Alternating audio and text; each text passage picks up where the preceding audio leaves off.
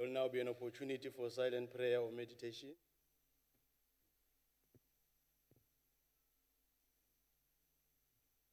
Please be seated.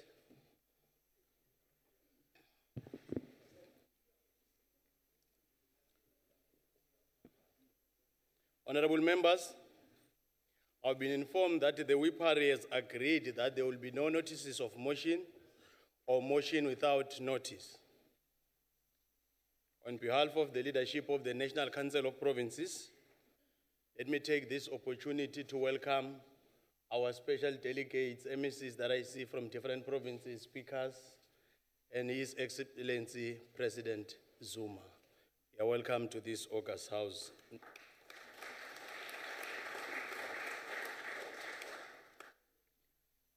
I now call upon His Excellency President J.G. Zuma to address the House.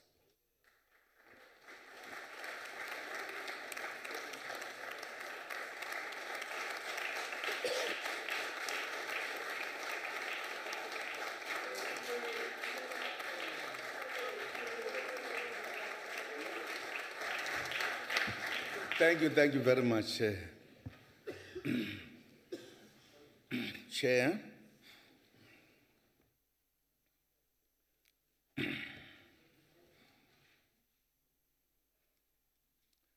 Thank you very much, Chair.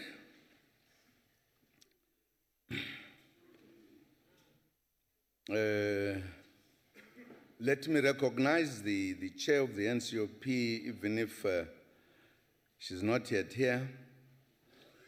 Honorable President, it's here. It's here. Yeah, I'm waiting for her to be sitting here. She's in the House, President. Honorable Chairperson of the NCOP, Ms. Thandi Modise, Deputy Chairperson, honorable members of the NCOP, premiers who are present here, and MECs, provincial speakers, national and provincial chairpersons of SALGA, chairperson of the National House of Traditional Leaders, distinguished guests, members of the House. I'm honored to deliver this annual address to this august House, our National Council of Provinces. We meet under the theme, Deepening Unity in Action for Inclusive Growth and Africa's Renewal, Reclaiming the Legacy of OR Tambo. We have dedicated the year 2017 to celebrating the legacy of Oliver Regional Kaizana Tambo, the illustrious leader of our people and freedom fighter who gave up his adult life to ensuring that this country is free. We thank all who participated in the celebrations of the legacy of the OR Tambo in various ways during the year. As we end the year, we reflect on the road traveled, on the journey to deliver on the promise of a better life for our people, especially the poor and the working class majority. In 2009, I said we wanted to build a caring government, a government that knows where people live and which does its best to improve their lives working with them. A lot has been done this year to achieve the goal in spite of difficult economic conditions. As we celebrated the 5th anniversary of the National Development Plan in September, we received good news that there was positive growth in the South African economy, taking us out of the technical recession.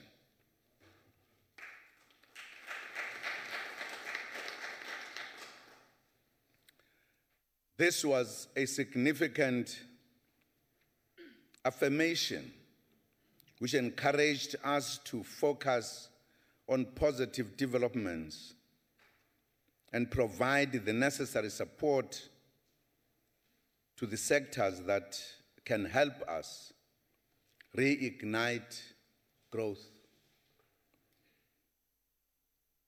If we continue in this path, our nation will reap the economic benefits, and there will be significant change in the living conditions of our people.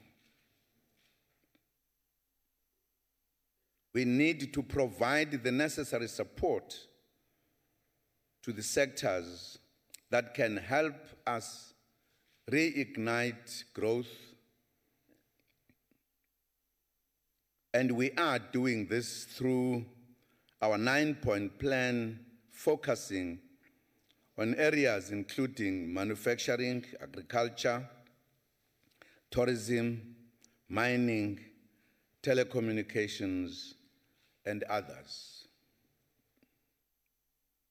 Also important is the need to bring industry and economic activity closer to where people live, and to boost investments in other centers of the country.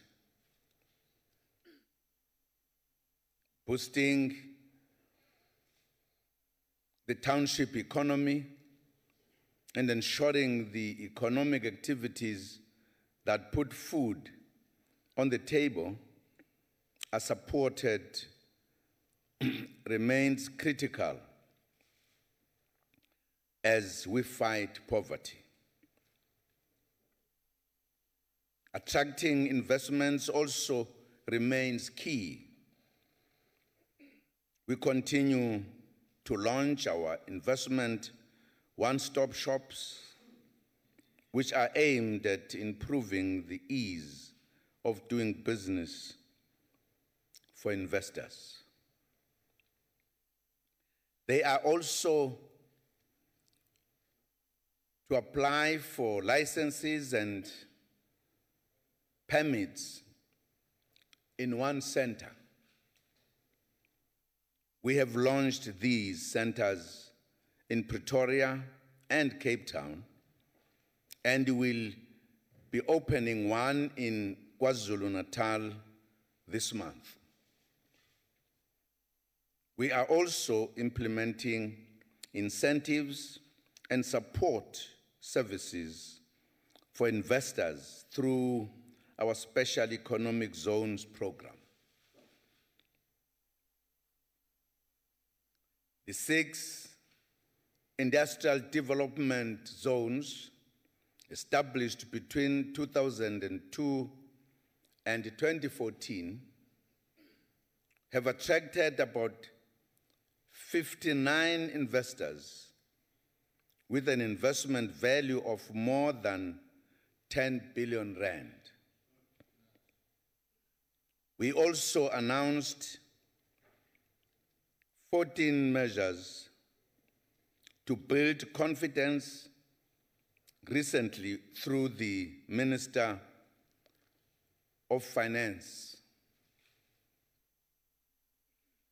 This includes improving the governance of state-owned enterprises so that they start becoming sustainable and not rely on government bailouts perpetually.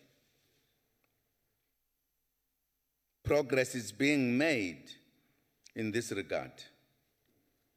We have a new board, that is the South African Airways and the SABC, and a new board will be appointed for Eskom soon.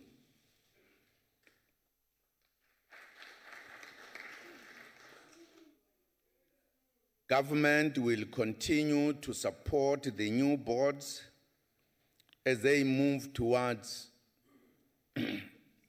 sustainability.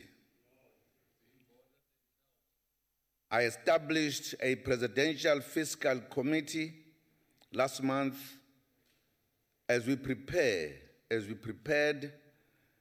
for the medium-term budget policy statement.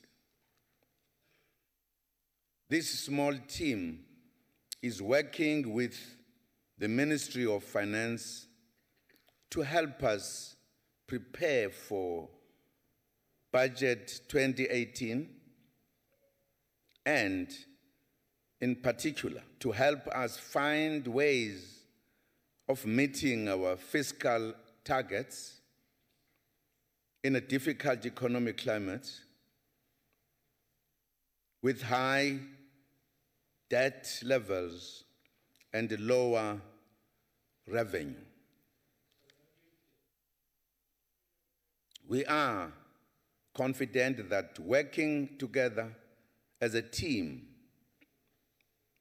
in Cabinet and as the three spheres of government, we will be able to steer the country in the right direction in spite of these challenges and difficulties. We also urge unity among key stakeholders during this difficult time. We have a responsibility to promote our country externally and to solve whatever problems we have internally in a patriotic and responsible manner. Attacking South Africa and bad-mouthing the country when she is most vulnerable is irresponsible, especially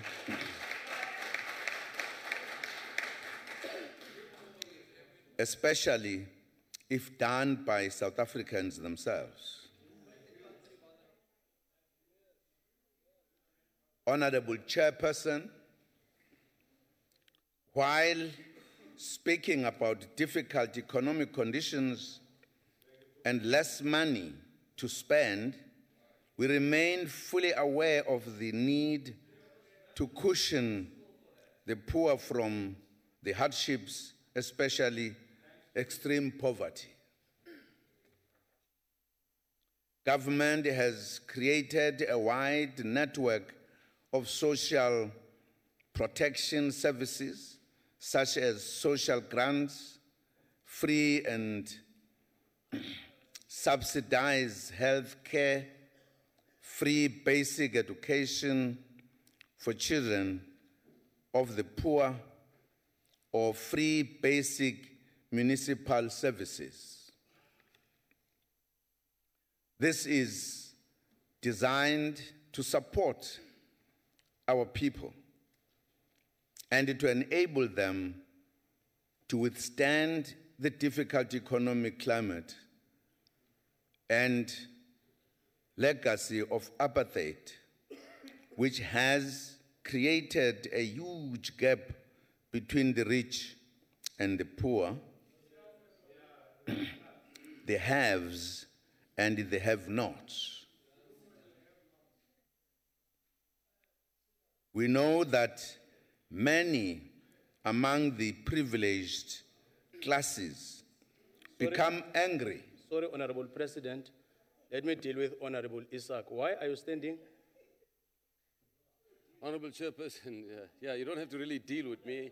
I just want to check through you if the honorable member at the podium will take a question, please.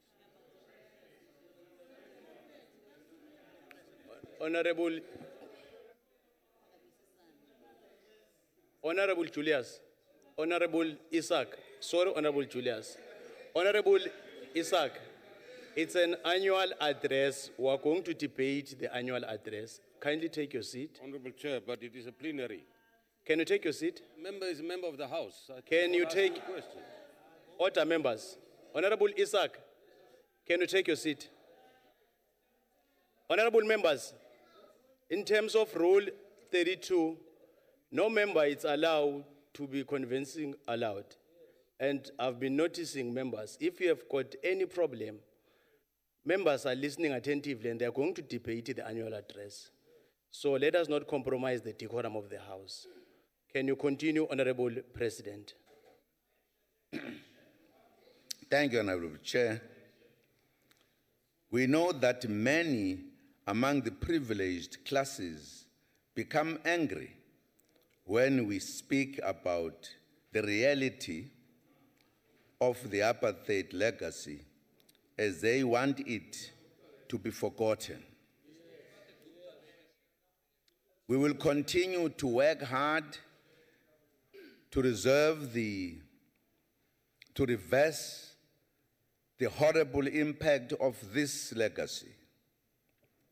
It is incorrect that the income level of a white household remains 6 times higher than that of a black household. Together, we must fight and defeat this inequality as it seriously affects our path towards the reconciliation.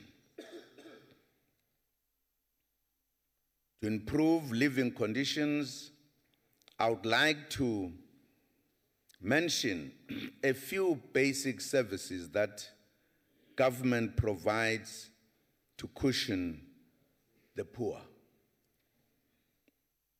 The Free Basic Services program run by municipalities currently supports more than 3 million people, the households throughout the country. Over 2.6 million beneficiaries receive potable water, electricity, and free basic sewage and sanitation, free basic refuse removal is provided to over 2.4 million households. Uhulumeni uyasibona isimo esinzima sokutengantenga kwesimo somnotho. Ngalokhu-ke uhulumeni uletha izibonelelo kulabo abangasebenzi ukuze ikati lingalali eziko. Uhulumeni babonelela nangokuthi bathole isikhali esithile sikagesi, isikali esithile sikagesi, amanzi, nokuthuthwa kwendle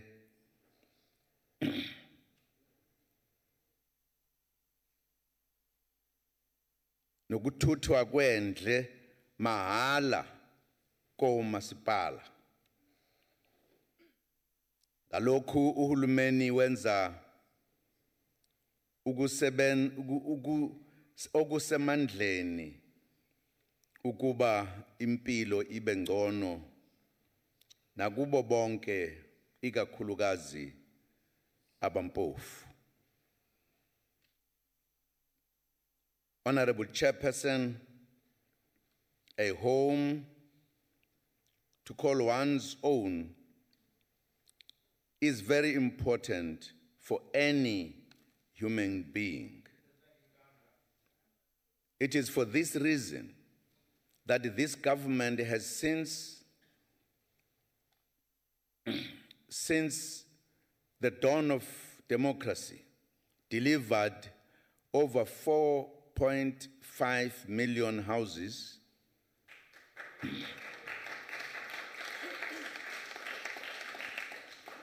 and subsidies, thereby restoring dignity of millions of our people, and is still doing more. Over the past few months, we have delivered over 54,000 housing opportunities. These comprise of housing units and serviced sites. With the limited resources at its disposal, government through the Department of Human Settlements will continue to prioritize the elderly people, people living with disabilities, military veterans, and child-headed households for houses. To respond to rapid urbanization, government provides decent, affordable social housing. New settlements have been opened in such areas as Westgate, social housing in Pietermaritzburg, KZN, Thembalethu in Tshwane, Scottsdene in the Western Cape, Willowdene in Port Elizabeth, and Chris Hani social housing in Ekurhuleni.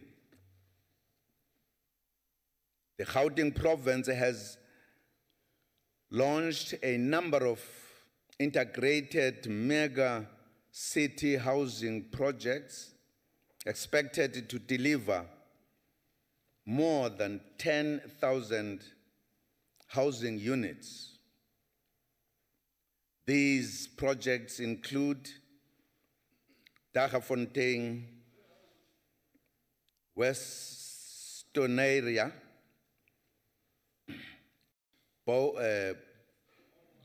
Borwa, and John Dube in Duduza. Work continues indeed to build a better life for our people, especially the poor and the working class. Bakwethu, imfundo ibaluleke kakhulu kuhulumeni wethu nakubantu bonke jikelele. Ingakho nje uhulumeni exhasa izingane eziphuma emakhaya antulayo, izingane ezivela kwizigidi eziyisishiyagalolunye zifunda mahala ezikoleni futhi zithola ukudla mahala ukuze zifunde kahle. Abafundi abampofu bafunda mahala emakolishi abizwa ngokuthi TVET, wemfundo yamakhono. As we improve teaching and learning, and the physical condition of schools, indeed, the results become visible. The matric pass rate improved to 72.5% in 2016, up from 70% in 2015. Bachelor passes also increased. I'm quite confident that these figures will improve this year.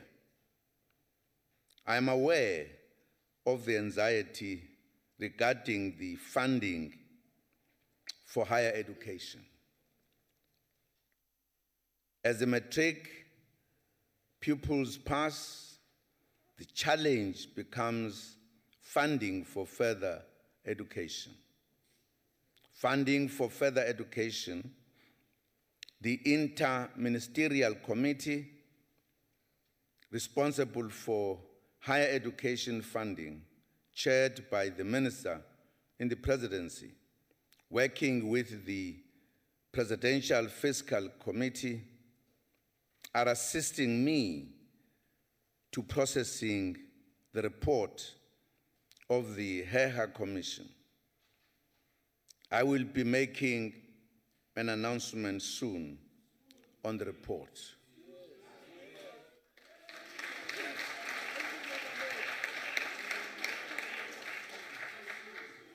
We are also mindful of the need to begin our investments much early on. That is why government pays subsidies enabling more than 1 million children to attend early childhood development centers. Lo hulumeni eminyakeni edlule usesebenze ngamandla ukwenyusa isibalo sezingane ezifunda ezinkulisa ama-early childhood development centers nezingane zabantulayo kufanele zikwazi ukufunda kulezi zikhungo zojahidada ukuze imfundo ziqale zisencane zilungiselele ikusasa lezwe. Caregivers receive stipends from government through the extended public works program, which helps to alleviate poverty. Indeed, we continue building a better life for our people, especially the poor and the working class.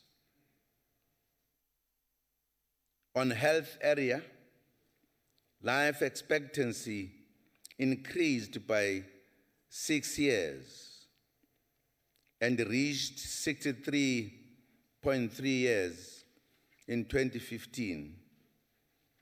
South Africans are definitely living longer and are healthier than before. This is because of improved access to treatment for diseases such as HIV and AIDS and TB. However, some diseases need attention, such as cancer and heart diseases, which are becoming more prevalent, and this calls for more awareness about healthy lifestyles. I visited Steve Biko Academic Hospital last week and was impressed by the facilities and services provided by a government schools. I was in fact informed that even private schools refer their patients to Steve Biko. There are other kind of treatment that could only be offered at Steve Biko. I wanted to see firsthand what facilities exist in a best performing hospital. The Department of Health is aware of the complaints about the condition of many other hospitals nationwide. We urge all provinces to ensure that services and facilities are improved in all hospitals in our country, and that our people are treated with courtesy and empathy. In that way, we will truly build a caring environment for our citizens in distress. Honorable Chairperson, many families would be unable to put food on the table were it not for the social grants provided by government. They have become our most effective poverty alleviation mechanisms. Social grants are received by 17 million people, of which 12 million are orphans and vulnerable children. The investment in the 12 million children has yielded returns, as some have even graduated at universities. Over and above the social grants,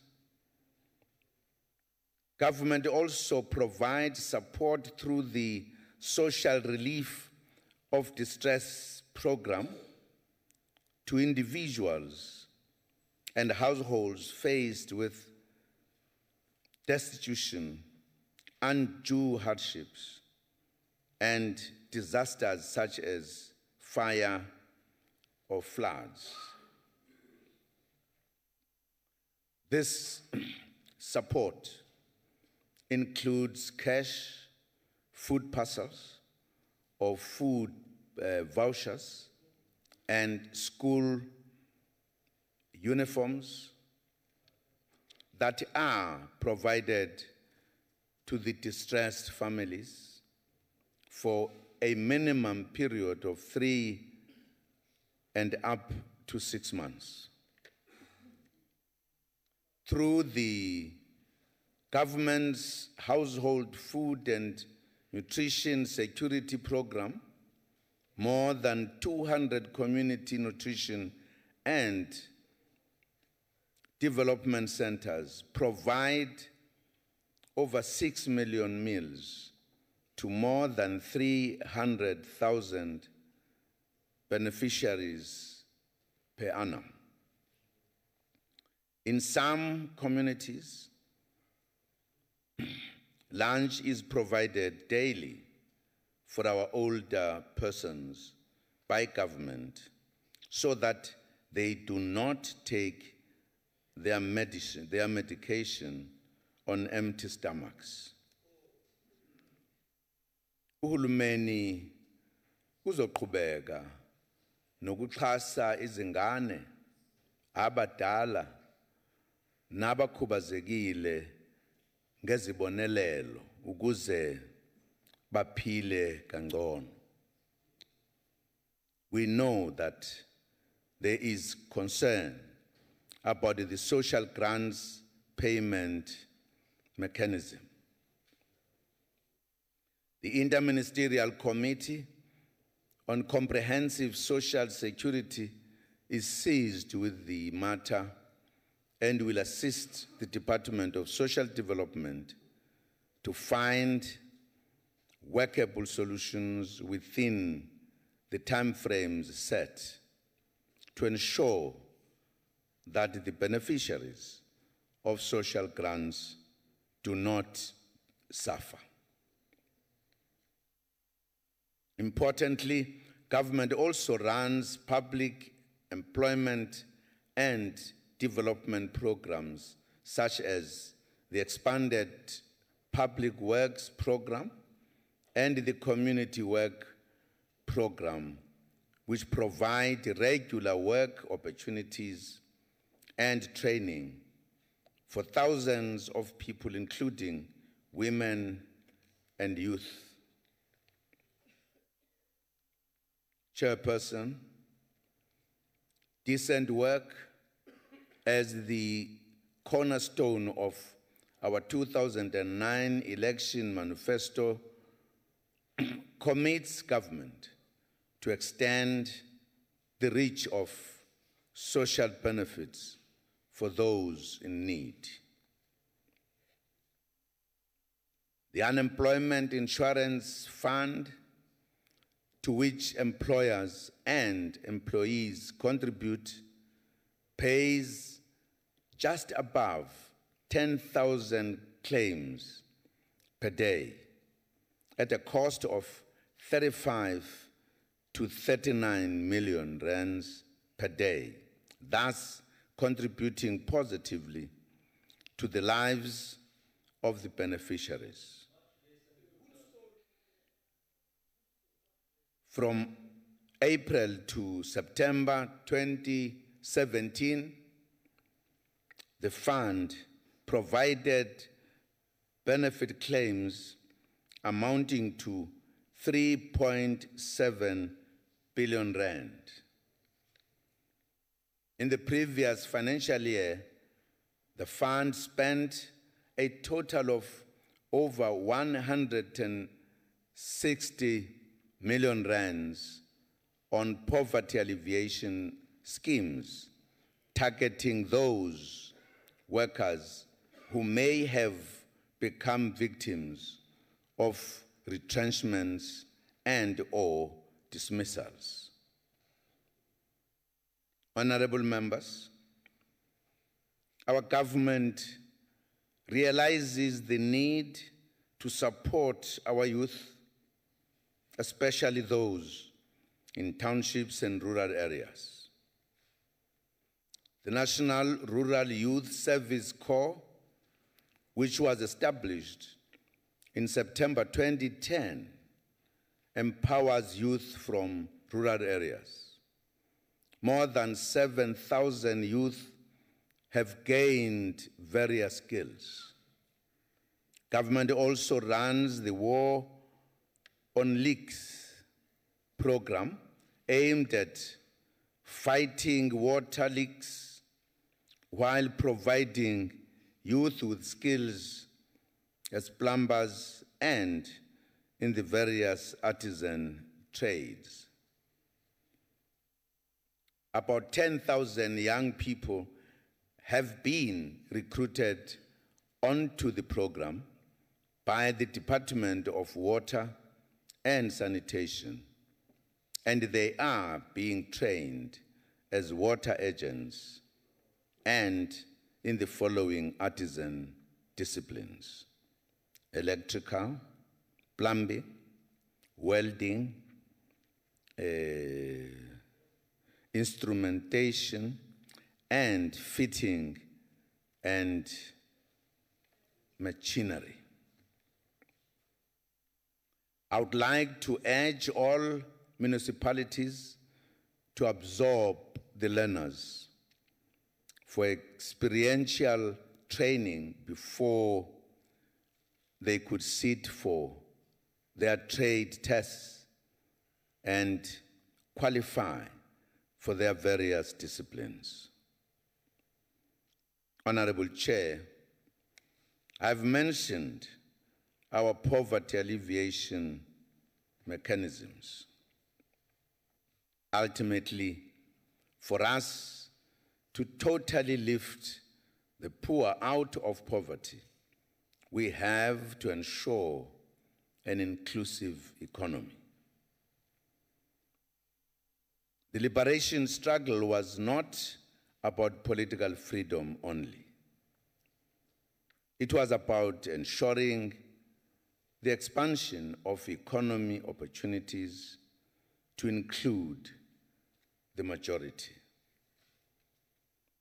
We have introduced programs such as promoting and supporting Black industrialists and Black small businesses so that we can change the patterns of ownership of the economy.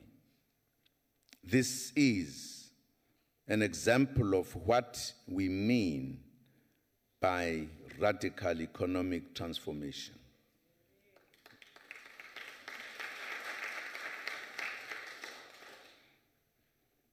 We have informed accounting officers in government that small businesses must be paid on time within 30 days of submitting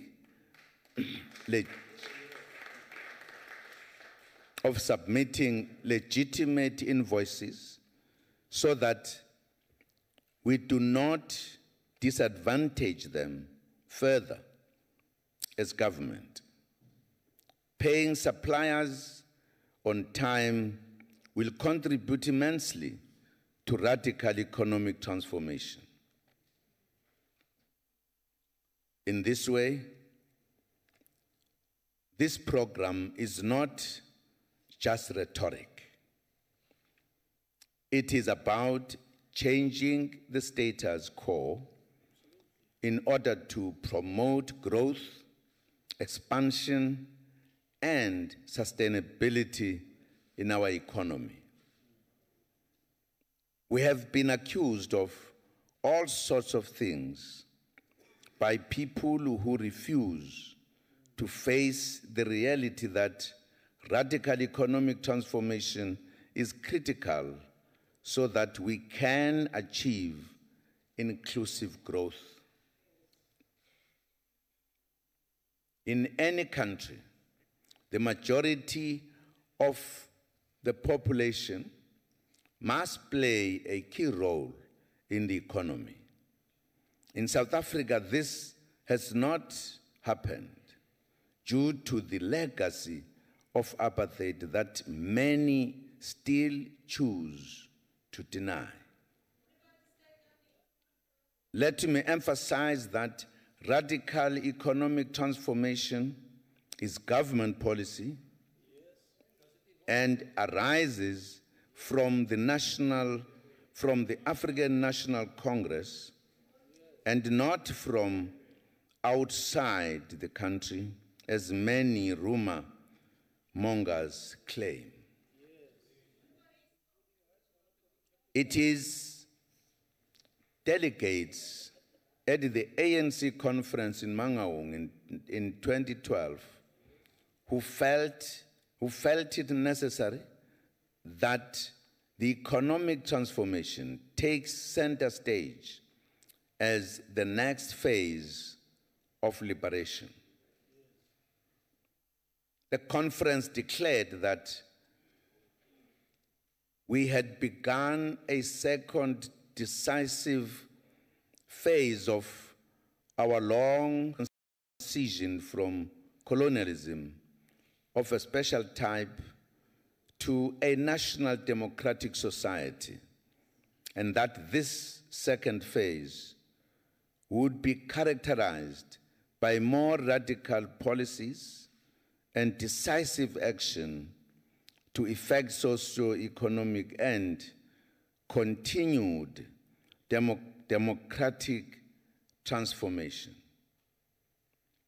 When I was inaugurated as President of the Republic for the second time on the 24th May 2014, I began to give effect to the resolution in my inauguration address, I outlined that the focus of the fifth democratic administration for the years 2014 to 2019 would be to implement radical socio-economic policies.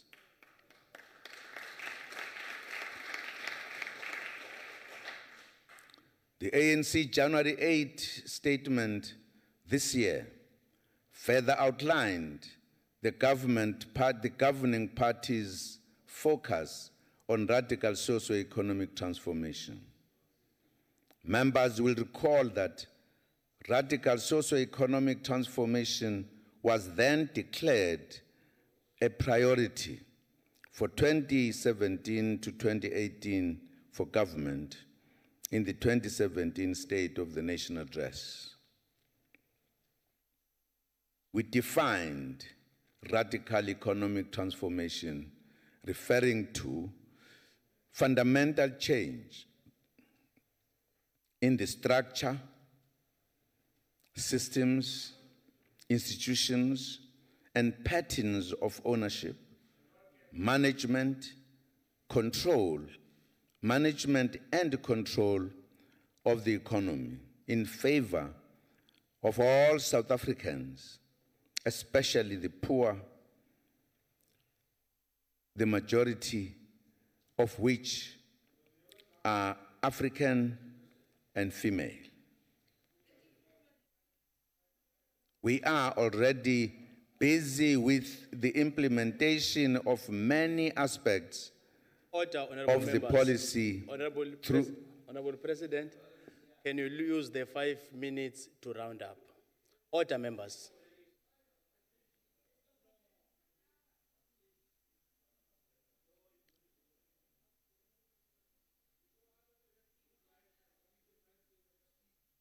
Oh, I'm giving President 5 minutes to continue rounding up. Continue, Honorable President. We are already busy with the implementation of many aspects of the policy through our 9-point plan, ensuring that work done in the priority sectors that we have targeted for attention in order to reignite growth include the meaningful participation of Black people who were excluded in the past. These sectors include mining, manufacturing, agriculture, energy, tourism, IT, water and sanitation, industrialization, and others. We invite local and foreign investors to ensure that their investments promote indigenous participation to ensure sustainability. Working together, we can make a difference. Chairperson, let me also take this opportunity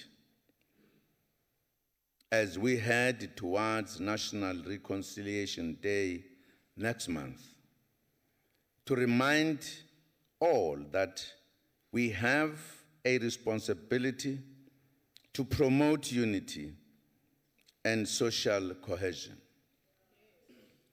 This includes promoting our national symbols and anything associated with the Democratic Republic. It is of serious concern that some of the people who marched repeatedly against farm murders last Monday displayed symbols of racism and of the past, such as the old apartheid flag. This means that some compatriots yearn for the past in which Black people were subjected and treated as pariahs in the land of their birth. This conduct is not good, shocking, and grossly insensitive. It indicates how far we still need to go in building a new society. It is also clear that more stringent measures are needed to tackle racism in our country.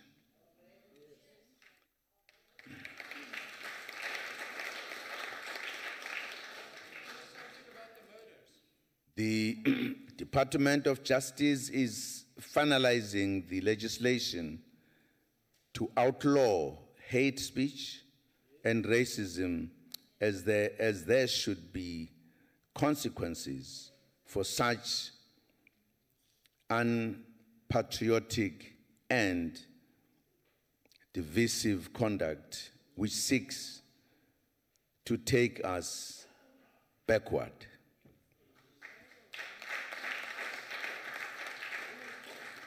Next year, we shall celebrate the centenary of President Nelson Mandela, as he would turn 100 years old in 2018 had he lived. We should use the celebration to promote non-racialism, unity, and nation building. Honorable Chairperson, we owe it to Nelson Mandela, OR Tambo, and all our heroes and heroines, including thousands who suffered brutality at the hands of the apartheid regime, to continue building a better society. Let us not be diverted from this noble mission.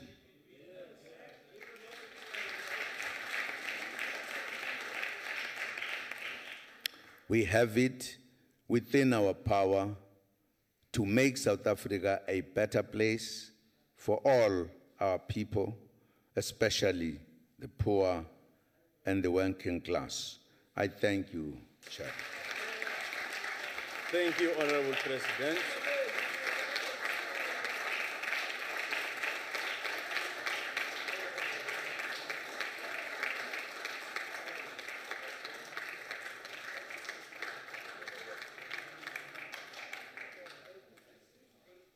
Thank you, thank you, thank you, His Excellency President Zuma.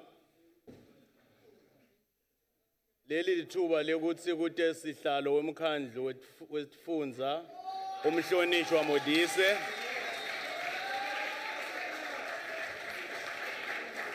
Chairperson, my respects to the President, the Premier of the Eastern Cape, Speakers and Deputy Speakers of the legislatures, MECs, special delegates, honorable members.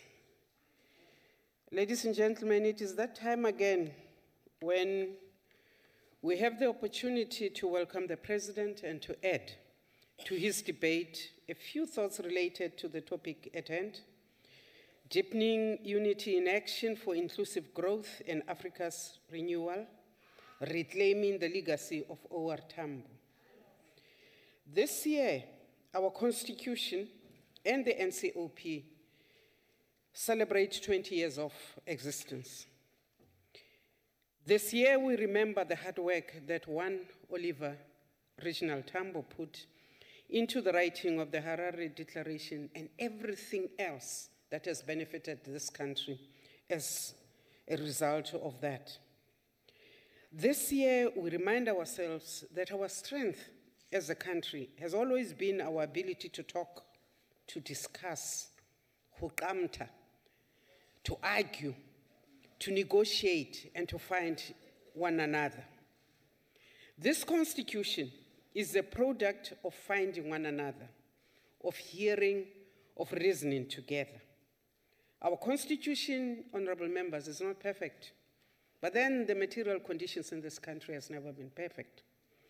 The constitution we have today enables me to do what I do very regularly in this house, to kiss across the bar and across the sexes without fear of being incarcerated. This constitution has created the NCOP, which enables every citizen and every person living within our borders to approach us, to petition us, to present to us whatever concern they may have about anything within the walls of this country. This constitution entrenches the separation of powers, creating a balance which is in the interest of the people of South Africa. The cornerstone of this constitution is the Charter for Women's Rights, which was mooted in Amsterdam at a Malibongwe conference in 1989. That conference had brought together women from all formations, women who were within the borders of South Africa considered enemies. After the return from exile and prison, we set about and established deliberately a non-partisan organization, the National Coalition for Women, which sat around the country, collected and compiled what is now known as the Women's Charter of South Africa. We want to salute Mefrini Chinwala, the chairperson of the National Coalition of Women, then, for the sterling work she has delivered for this country. Our constitution recognizes all people as equal, race, gender, religion, whether we are from the urban or the rural. There is no way we can respect this constitution unless we respect what it stands for: unity, acceptance, accountability, correction, and redress. Addressing the nation in 1980, OR Tambo said, and I quote him, "Our unity has to be based on honesty amongst ourselves, the courage to face reality, adherence to what has been agreed upon, principle. The unity, therefore, that we call for today must be based on principle. The unity in action must add empathy to the mixture. I must become my brother's keeper, based on honesty. Unity in action for the renewal of Africa must be about what will benefit Africa and the vulnerable majority, the poor, the displaced, the children on the mud schools and on the mud pit toilets, the women upon whose bodies men wage their wars. The renewal of Africa must not be about a second colonization of our resources. It must be about us, Africans, pulling together our resources, human and capital, to build our economy as a continent. It must be about feeding and schooling our children. It must be about pride in consuming African products. African renewal must acknowledge our diversity and accommodate our differences. Our unity in Africa cannot continue to be about mediating conflicts. It cannot be about understanding democracies which are not based on the will of the people. Unity of renewal must begin with honest common definitions of war, of peace, of stability, of elections and all the other related processes. We must understand why Africa's strong men refuse to leave office. We must understand what democracy means when the majority of the people in this continent, who are women, are still very far from decision-making tables. We must understand that as things stand today, the strong-arm African politics will stay in Africa, poverty will increase, our children will continue to drown in oceans, trying to run away to find places of safety across in hostile countries. We must understand that unless we unite for the good, children across the world that have more dark pigmentation will forever be considered inferior. Mr. President, I'm not inferior. I'm black. I'm female. I come from the rural areas. I have never blinked for anything in my life. I am a product of Jack Simons and Mark Shop. I am a product and a child of OR Tambo. But what would OR Tambo say to us today? He would instruct us, I suspect, that he would say to us, we must listen carefully and better at our people. He would ask us if we really understood, have internalized the importance of this parliament to our people, and why it was necessary to entrench this parliament into the constitution. I do know that as the NCOP, Mr. President, we do the best we can under the circumstances. We represent local government and the provinces in this house. We discuss matters which affect the local government and provinces at a national platform.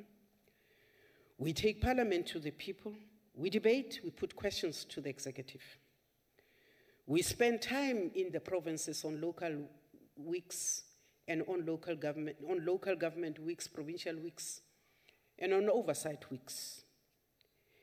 We do the best to represent this country and this parliament internationally. But, Mr. President, we can do better. We can help reconsolidate the African parliamentary diplomacy by re-looking at and signing off the Pan-African Parliament hosting agreement. We can try and understand why we are lagging behind in establishing the SADC parliament. The West and the East African regions have already set up their parliaments and they are running, Mr. President.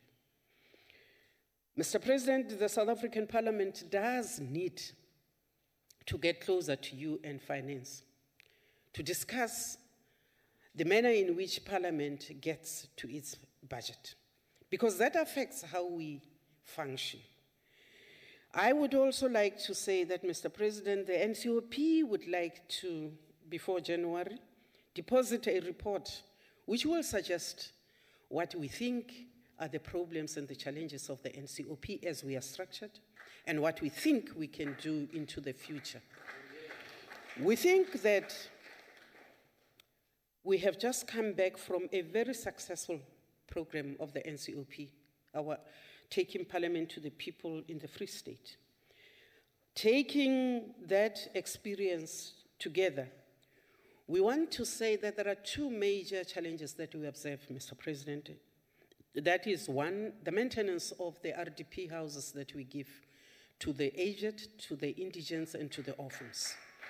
We think that we do need to relook at policy, because what we found was beyond the province, was beyond the people to maintain these houses. We also want to say something which I know, Mr. President, you will remember I used to harp on: a relook at the concurrent powers between the provinces and the national executive. Because this has a bearing sometimes when you analyze the gaps on service delivery, the misinterpretation on the mandates, and therefore the quickness of government to deliver to the poor. As we say, Mr. President, the taking parliament to the people has taught us that we need to be closer to the people. We need to bring people more into decision making. We need to listen better, but we also need to do more as parliament to educate.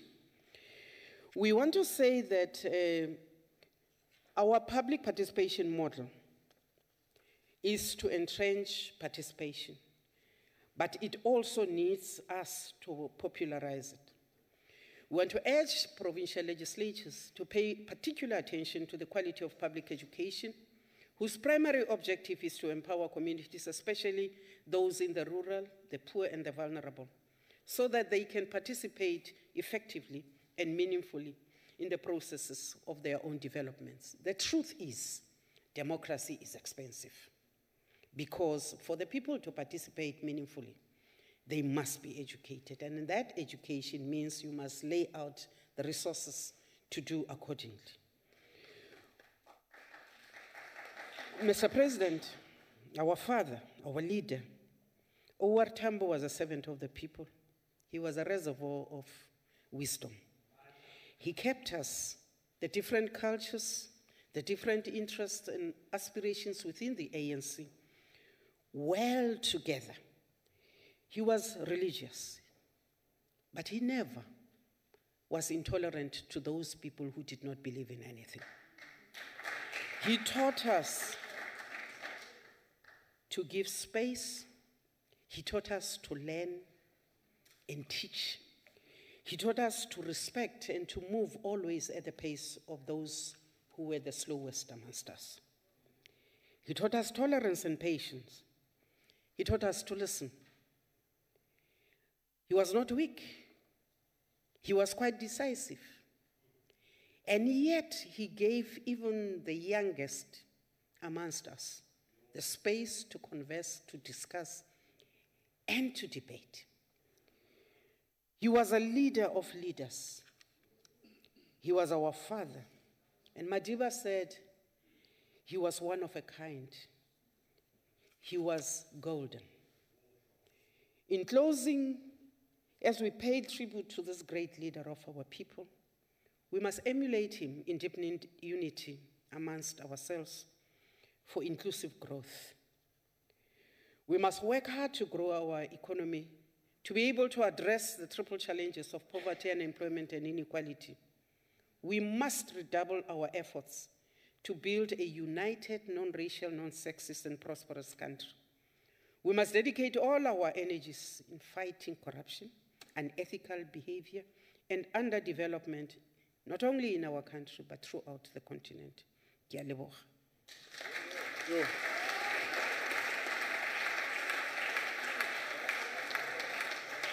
Thank you, Chairperson. Honorable Makwebu.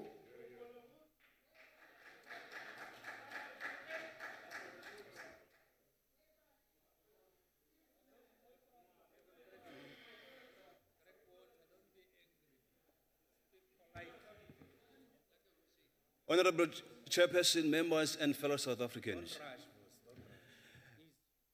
You know, it's always a privilege to speak after you, Mamudisa. I truly respect you.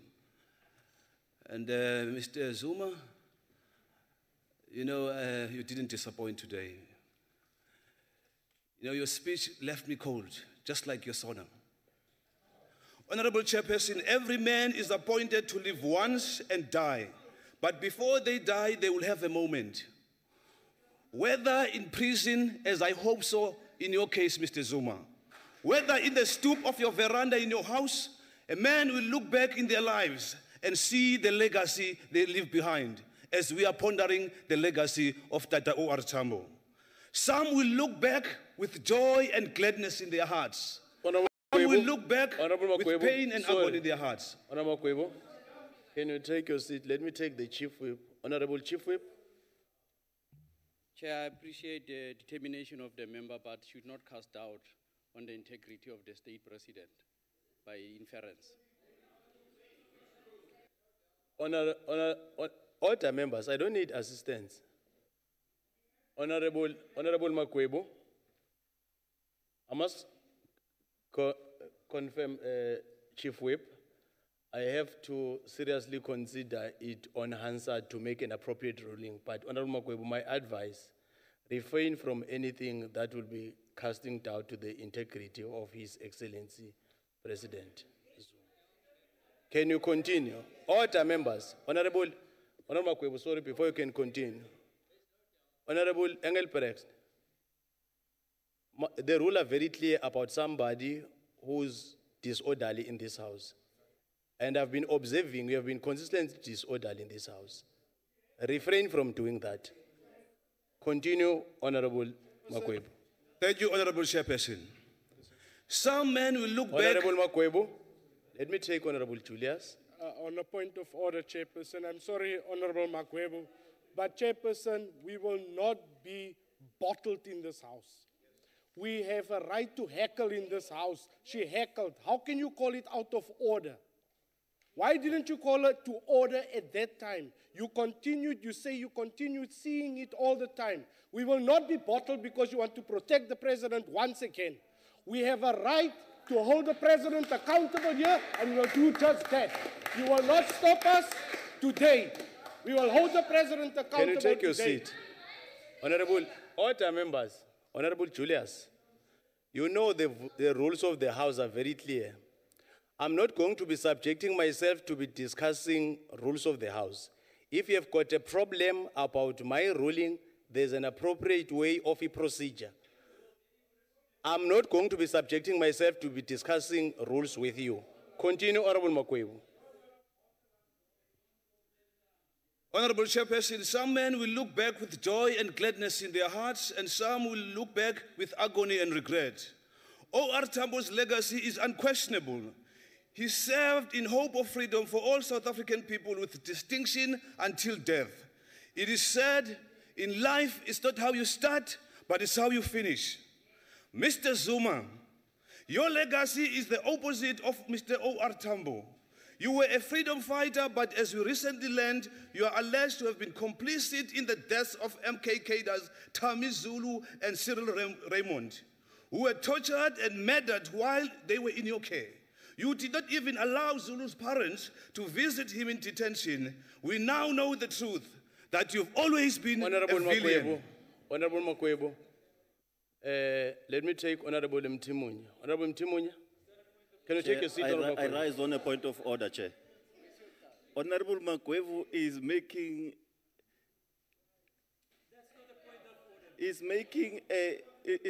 what he purports to be fact, and therefore casting aspersions on the person of a president. Honorable Mtimunya. Honorable Makwebu was never in the ranks of the ANC. He knows nothing about the ANC. He can't make reference to the ANC. Honorable Mtimunya. Honorable Mtimunya, take your seat. Honorable order members. Honorable members. Honorable Makwebu said allegedly, and refrain from anything that will create problems. But can you continue? Thank you, Chair. I really appreciate. Mr. Zuma, under your presidency, you have brought South Africa to its knees. You have no right to reclaim the legacy of OR Tambo on behalf of the South African people. You have crippled the state, used the taxpayers' money to enrich yourself, your family, and the thugs who are hell-bent to keep you out of prison. Corruption runs rampant in your administration. When Shabir Sheikh was convicted of corruption, the court held that you had a mutually beneficial relationship with him. It means you are a corrupt man. Honorable Makwebu. You abuse women Honorable as you Makwebu. wish. Let me take Honorable Wana. Honorable Wana. Thank you, Chairperson. Through you, Chairperson, can a speaker take a question? Honorable members. Honorable Makwebu, are you ready to take a question? Ndiva kabuhlungu yazi siyasebenza apha kubhlungu. It's not ready to take a question. We are talking South African problems. Can you continue, Honorable Makwebu? Analo ixesha lokudlala mama. Xolo. Honorable Isaac. Honorable Chairperson, with due respect to you, this is now a perfect example of your inconsistency. Honorable Isaac. Allow me to speak. No, when the speaker, Mr. Zuma, was at the podium, and I stood up and asked, may I ask the speaker It's an annual address by the president. It's not, it's part of a there's debate. No annual address by Honorable Makwebu. It is a part of a debate. It's he an had annual 30 address. minutes. Can you take your seat? He was part of the debate. He's on the speaker's list. He had 30 minutes. You refused me to allow him the question, but now it's with due respect, Honorable you have an Isaac. audacity, Chairperson, to allow a member from the ANC to ask the speaker at the podium a question. That is inconsistency at its best. Honorable Isaac. Honorable Isaac. You can't be shouting and doing what you are doing. You can't be shouting and doing what you are doing. Continue, Honorable Makwebu. Mr. Zuma, you abuse women as you wish, having claimed that Fezekile Ntsukela Kuzwayo's Kanga invited you to have sex with her and then using state resources to intimidate her, discredit the trauma you put her under exile from her home. If anybody's got a question, here is the book. Buy the book. You have 783 charges of fraud, corruption, and racketeering looming over your head. Although you have said you wanted your day in court, the South African people are still waiting for this day, nearly a decade on. When late President Mandela, let me remind you, when late President Mandela was subpoenaed by the court of law in the Dr. Louis Late case, he obliged because he believed in the constitutional values of South African Constitution and because he believes that everyone is equal before the law. Mr. Zuma, honorable members of this House, I want to say to you, you are going to jail. We are etrongweni tata. A criminal cannot be a president. An insolvent person cannot be a president. Under your presidency, the state has been captured by the Gupta family, thugs, and the rogue elements in the ANC. It is estimated that 100 billion rands is owed to the fiscus and has been lost through state capture. We are still waiting for the Commission of Inquiry. You are delaying it because you know you have got your hands in the cookie jar. South Africa is a country with more than 9 million unemployed South Africans. Our unemployment rate is higher than other African countries, and we are in the top 10 in the list of the countries with the highest unemployment in the world. This is money, ladies and gentlemen, honorable members, that could have been used to deliver services to the South African people who desperately need those services. Mr. Zuma, you have plunged our country into recession, and another downgrade is looming. South Africa cannot afford a nuclear deal, Mr. Zuma. What South Africans need, I will tell you now. They need food, they need water, they need housing, they need sanitation, they need jobs, they need education. Honorable Chairperson, fellow South Africans, this country has never been so unstable post-democracy. Thank you to you, Mr. Zuma. But I have good news for South Africa. I have good news for South Africans. Come 2019, from the ashes we shall rise. The DA is ready to govern. Step by step, we're moving forward. Little by little, we're taking ground. We are already governing multiple municipalities, 4 metros, and the Western Cape province, despite Mr. Zuma's attempts and his cronies to interfere in the elections. Not only does the DA now govern the majority of the local government budget, but we are able to dismantle the web of corruption that has plagued the metros such as Johannesburg, Tshwane, Nelson Mandela Bay, as well as other municipalities.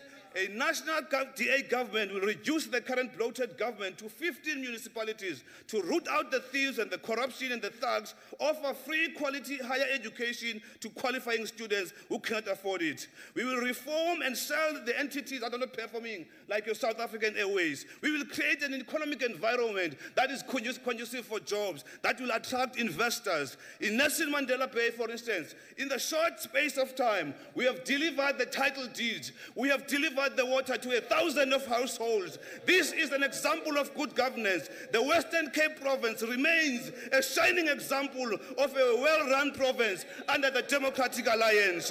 Fellow South Africans, hang in there. Fellow South Africans, I beg you, hang in there. From the ashes, we shall rise. When I'm Mhlekazi, Tatu Zuma, we are etrongweni tata. Kosi sigaleli Afrika. I thank you.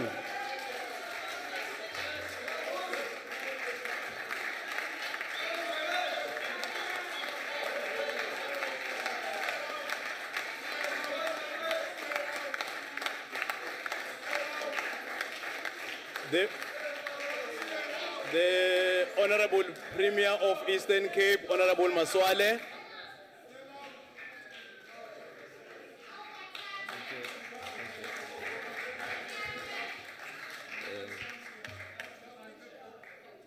Thank you so much,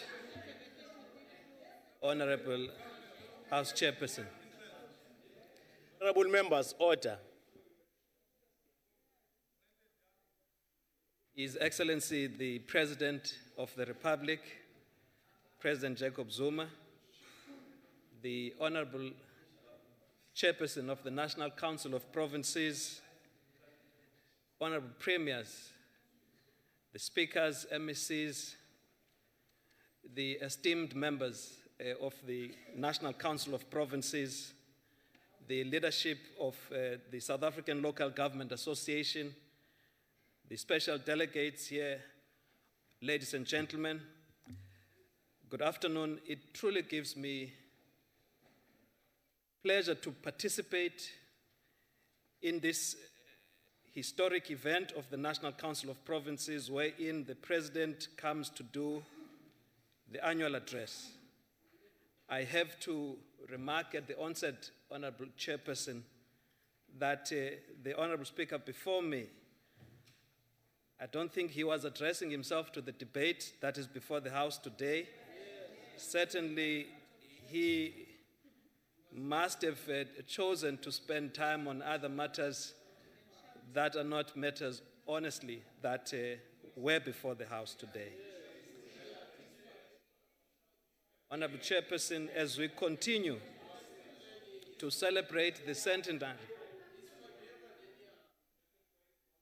absolutely. Members, honorable members, sorry, Honorable Premier, honorable members, heckling is allowed, but drowning the speaker at the podium will never be allowed. In terms of our rules, let us be ordered.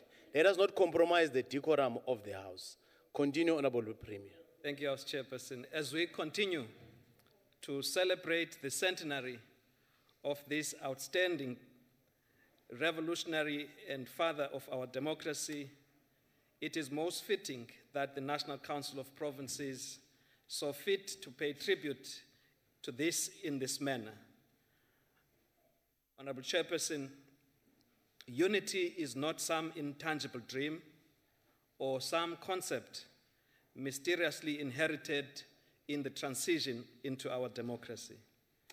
It is certainly not some theory or some artifact that must be placed on a mantelpiece and looked upon from afar as something to be admired or dusted off once and every now and again. Unity is a choice. Unity is a way of living which our forefathers and their ancestors before them treasured, nurtured, and chose in order to survive and thrive.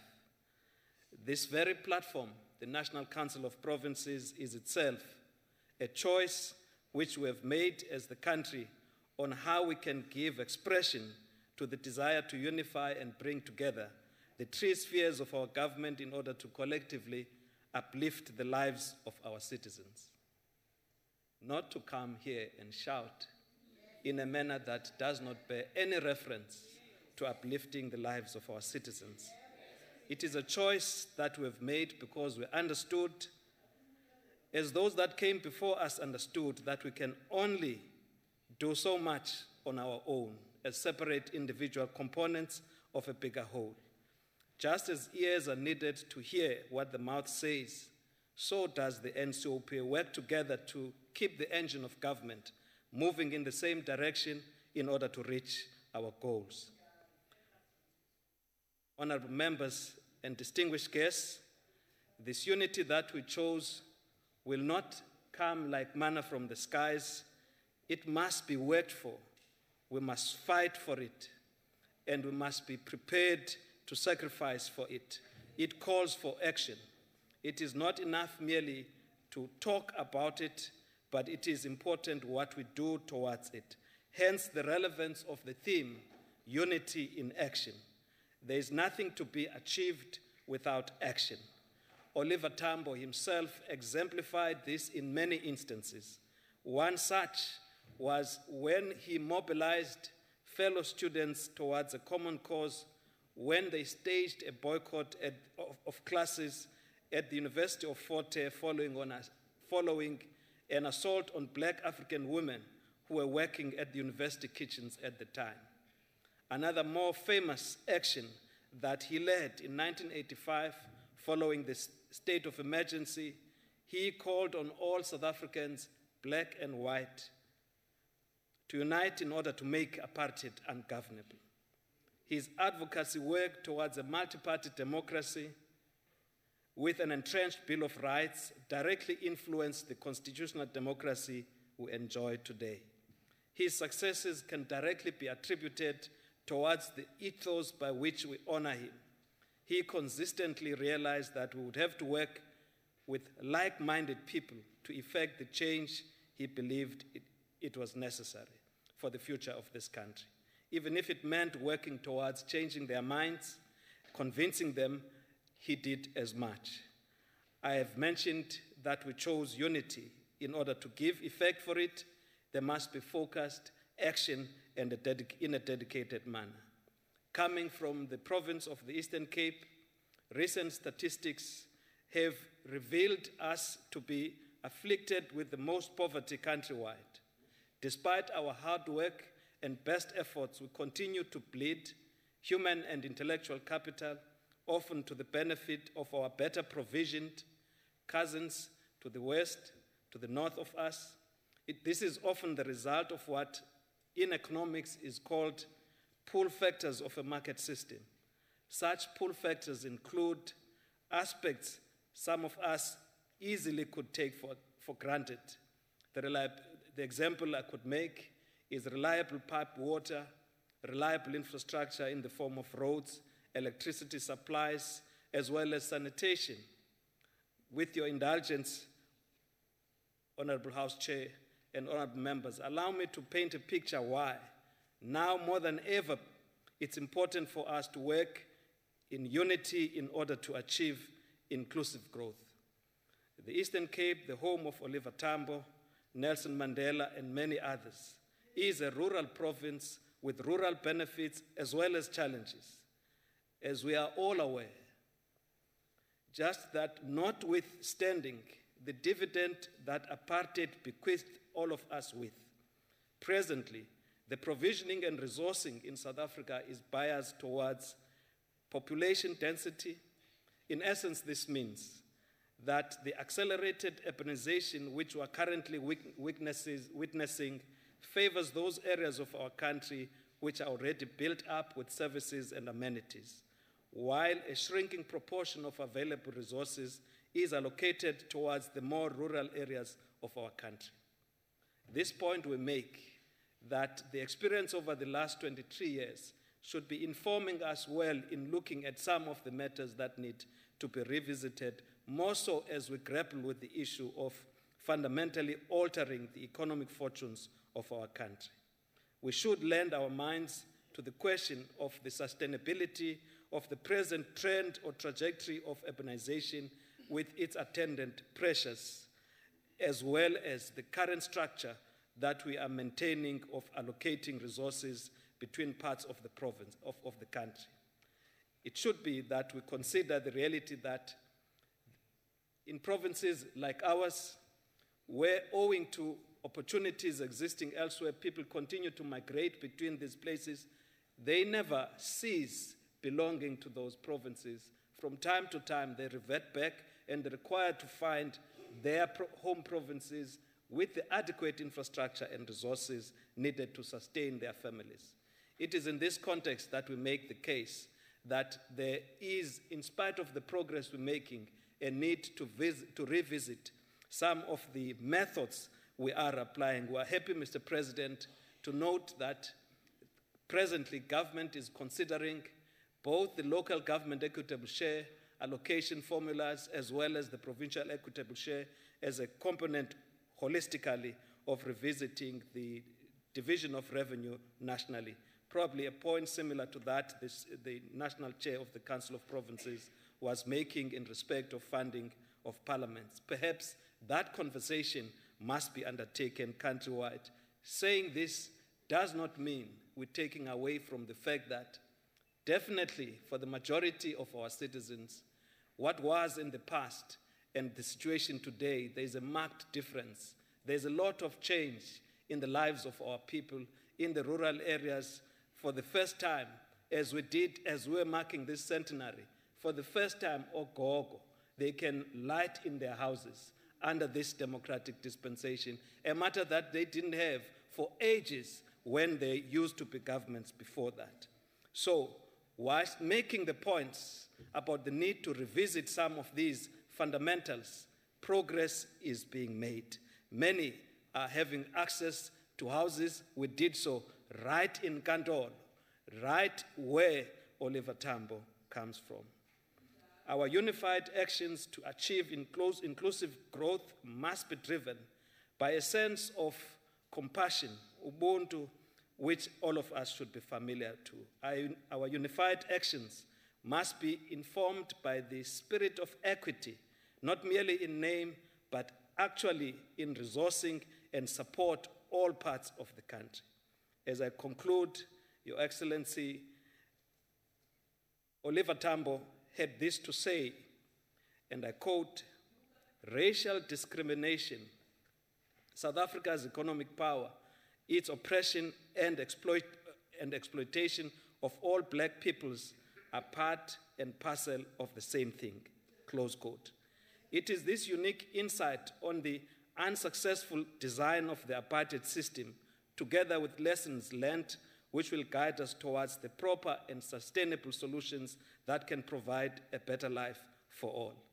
Definitely not coming to these podiums and shout purpose without any sense of purpose, as some of the members, and particularly the one who spoke before me, did here. The fight for freedom must go on until it is won. We cannot rest. Ladies and gentlemen, until our people have achieved economic freedom, we have not yet won the fight. We cannot rest. Until the rural communities of this land are economically emancipated, we cannot rest. We have a lot of work to do. If we want to achieve the enduring successes of the legacy of which Oliver Tambo exemplified, we must be of like mind and of unified action. Let the world know us for the strength of the unity which we display. Let's give our actions pure testament that we embrace it with every fiber of our beings until our time of rest has come. For now, we cannot rest. I thank you, Honorable Chair. Thank you, Honorable Premier. Umhlonishwa Motara.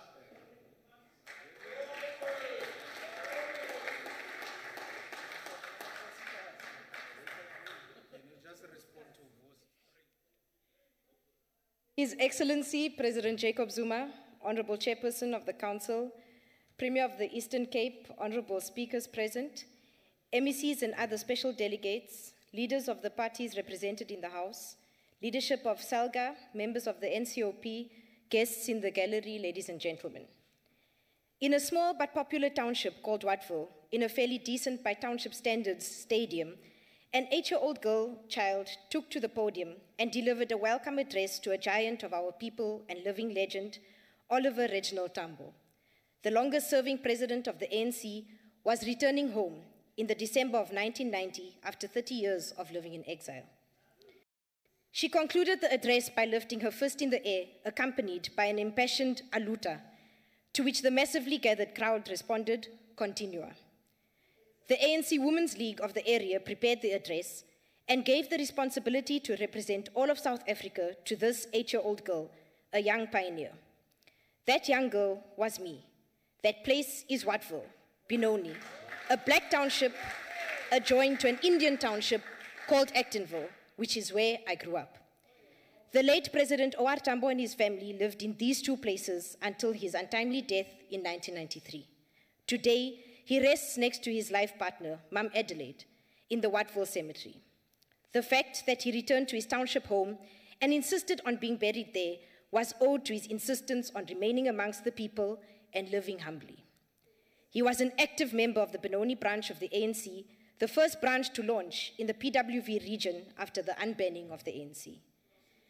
This is in no way an attempt on my part to answer the very irrelevant question asked by many, even asked by some who are members in this House, where were you? But rather it is a method I use to remind myself of the giants in whose shadows I once stood in. It is a method I use to ask myself, what am I doing today, as I have been given the responsibility to use this platform provided by the advent of democracy. Others abuse the platform and raise personal attacks on others. Others have taken an extreme approach, which is simply to boycott. While we are grateful that they have given us peace and a good working environment today to be able to bring issues about our people's living conditions as well as offer solutions, we must caution that history has no blank pages. In years to come, when it will be asked, where were you when we debated inclusive growth and Africa's renewal, the answer will be Abeko. Today, I stand before you with a self-prepared address to offer my thoughts on how we could go about reclaiming the legacy of OR Tambo and unite together towards creating inclusive growth. How can we actively reclaim the legacy of such a great man? Well, there are many ways in which to do this. One very important one would be to not abdicate our responsibilities. South Africans expect us to represent them and find common ground on how we deal with issues that affect us across racial lines. They have not elected us to personalize our problems, blame individuals, or grandstand on the backs of the downtrodden and excluded. I even witnessed an honorable member, who I'm not going to mention, Chairperson, who sat here reading a book instead of respecting himself and others and take this debate, the platform, and environment seriously. He's even out of the house now. Your Excellency, I have witnessed firsthand what a program such as the Black Industrialist Program can do. It has unearthed talent, passion, entrepreneurial skills, and innovation. But I think there are areas which can and must be improved on. We will attain socio-economic transformation if we are going to continue funding, and we will not, attain socio-economic transformation if we are going to continue funding and supporting businesses and industries which are characterized as safe or done before or tested elsewhere. We will have to be bold and risky and enter uncharted waters if we are to propel our economy forward. Innovation will have to be embraced. We really should not be fearful of the unknown. Calculated risks that even have an element of going with our gut, as opposed to being overly bureaucratic in wanting to deliberately uplift and economically empower our people. We should not be apologetic about insisting that our people are enabled to create generational wealth, financial and economic inclusion, ownership, employment, and employers. OR Tambo passed on just a year before the first democratic election, a bittersweet moment for many. As a leader who sacrificed his life for a day he never got to relish in, he was no more. The lesson we learned from just this was that we sacrifice our lives for a South Africa we wish to create, not just a South Africa we want to exist in today. Our efforts must be exhausted in doing the things for our country and continent that we may never realize, but that we believe will be the daily experience of our people. That is the essence of sacrifice, the lifeblood of leadership, the meaning of service. Our economic policies have thus far improved the lives of many, but on the other extreme have also deepened the divide between the haves and the have-nots, increased poverty in areas that were already impoverished, and inequality has unfortunately risen. We cannot and should not continue with programs that will address issues now and today, without looking into a future that we may or may not experience. Our responsibility is not to ourselves, but to those we may never meet. Young people sit with great ideas, eyes for opportunity, and unnatural risk takers. We will be failing future generations if we don't deliberately support and channel these innovations to benefit our country and continent. I'm going to repeat what the Premier of the Eastern Cape has shared earlier and quote Honorable Oliver Tambo when he said, "Racial discrimination, South Africa's economic power, its oppression and exploitation of all black peoples are part and parcel of the same thing," close quote. Last week we saw what should have been a genuine concern and problem that faces our farming communities, murders, should ordinarily have brought all South Africans together as one. Unfortunately, it turned into an opportunity for liberal right-wing elements to reminisce about the days gone by. They hoisted the Vierkleur, the apartheid flag, and sang Die Stem ardently. I use the words unfortunate only for respect of this House and to remain parliamentary. If I am given an opportunity to repeat the happenings of last week, I will not hesitate to better characterize the abhorrent actions of that day. As OR Tambo said, racial discrimination and economic power are one and the same thing. And it comes as no surprise that when we emboldenly speak of restructuring the economy, the majority, those who are beneficiaries, for the majority, those who are beneficiaries will unite to oppose this. We dare not retreat, dare not fail, and dare not do all we can to reclaim the legacy of this great man. Economic transformation must happen, and it must happen in our lifetime. Aluta. Thank you. The Free State MEC of Health, Honorable Kompela.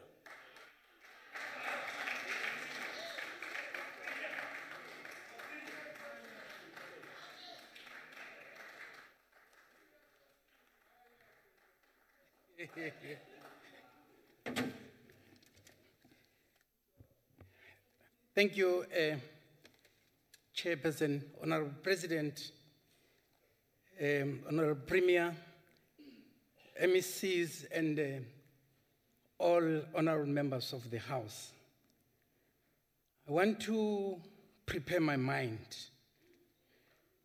I want to say mental slavery is the worst part of slavery because it makes you to attack those who want to liberate you. That's an unfortunate part.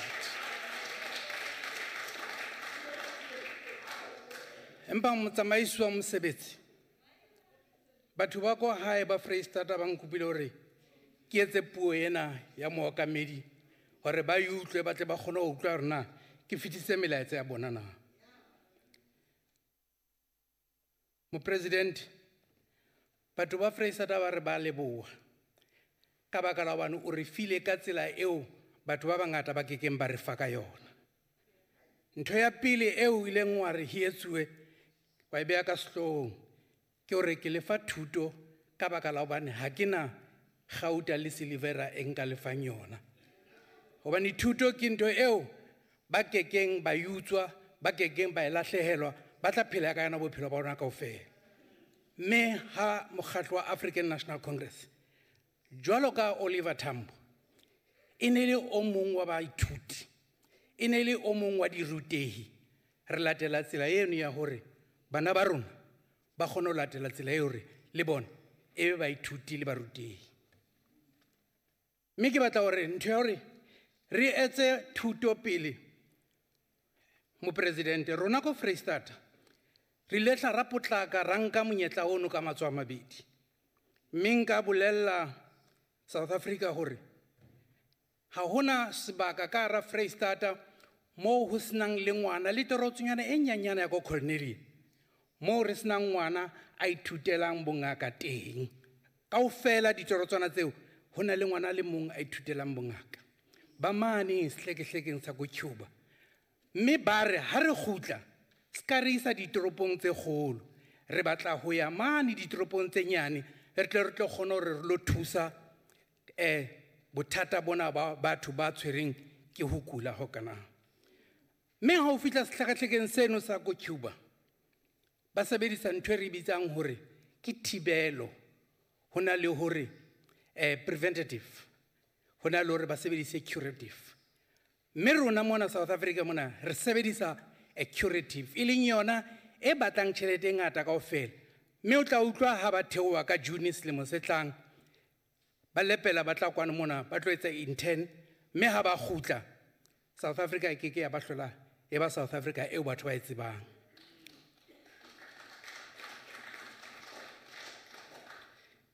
Honorable Chairperson, mme ka bophelo bo botle le thutong re ka nna ra re se natla sena sa molwanela tikoloho OR Tambo mo a leng teng wa bonya wa bososela ka baka la hobane rona ko Freistata bophelo a batho ba ko Freistata dilemo tsa bona di eketseile ba phela nako e telele.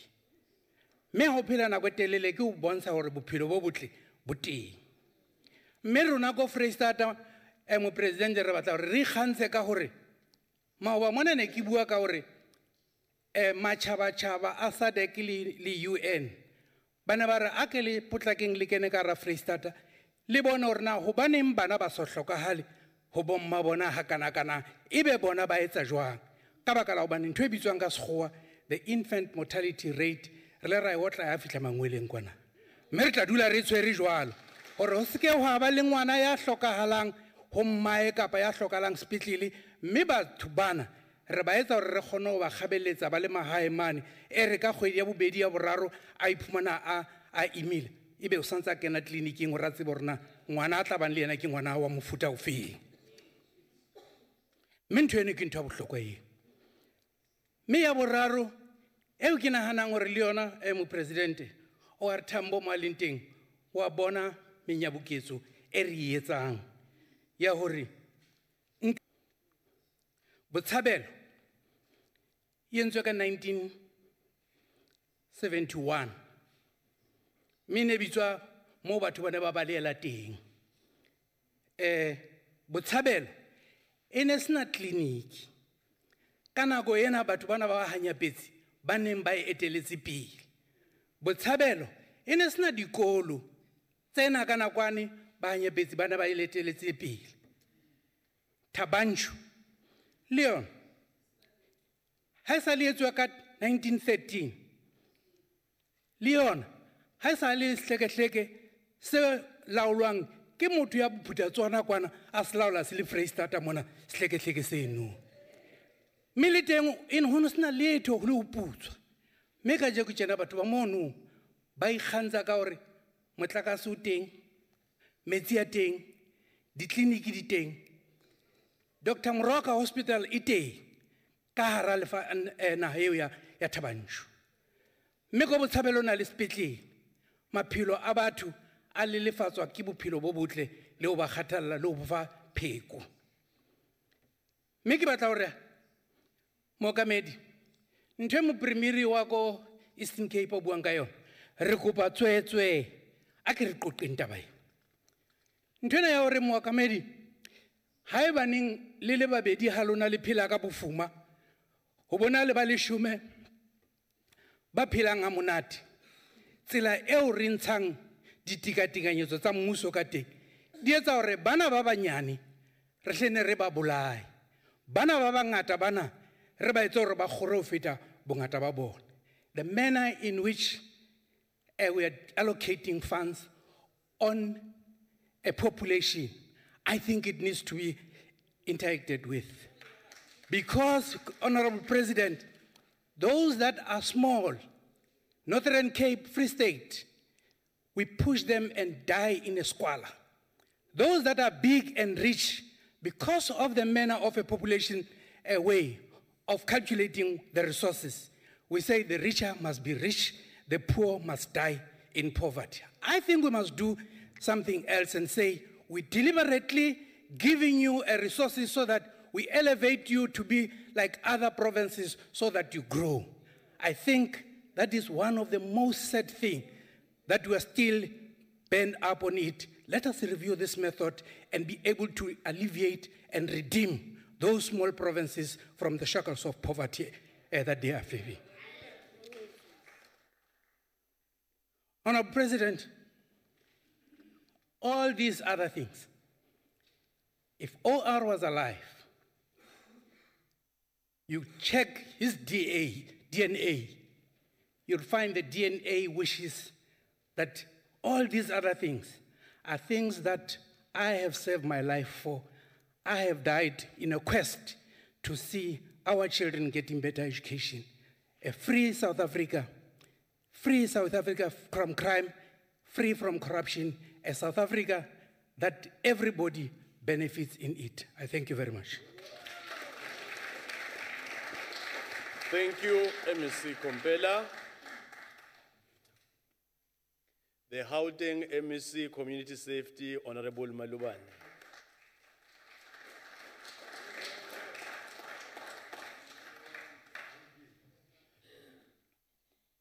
Thank you very much, Chairperson. The Honorable Chairperson and Deputy Chairperson of the National Council of Provinces, His Excellency, the President of the Republic of South Africa, President Zuma,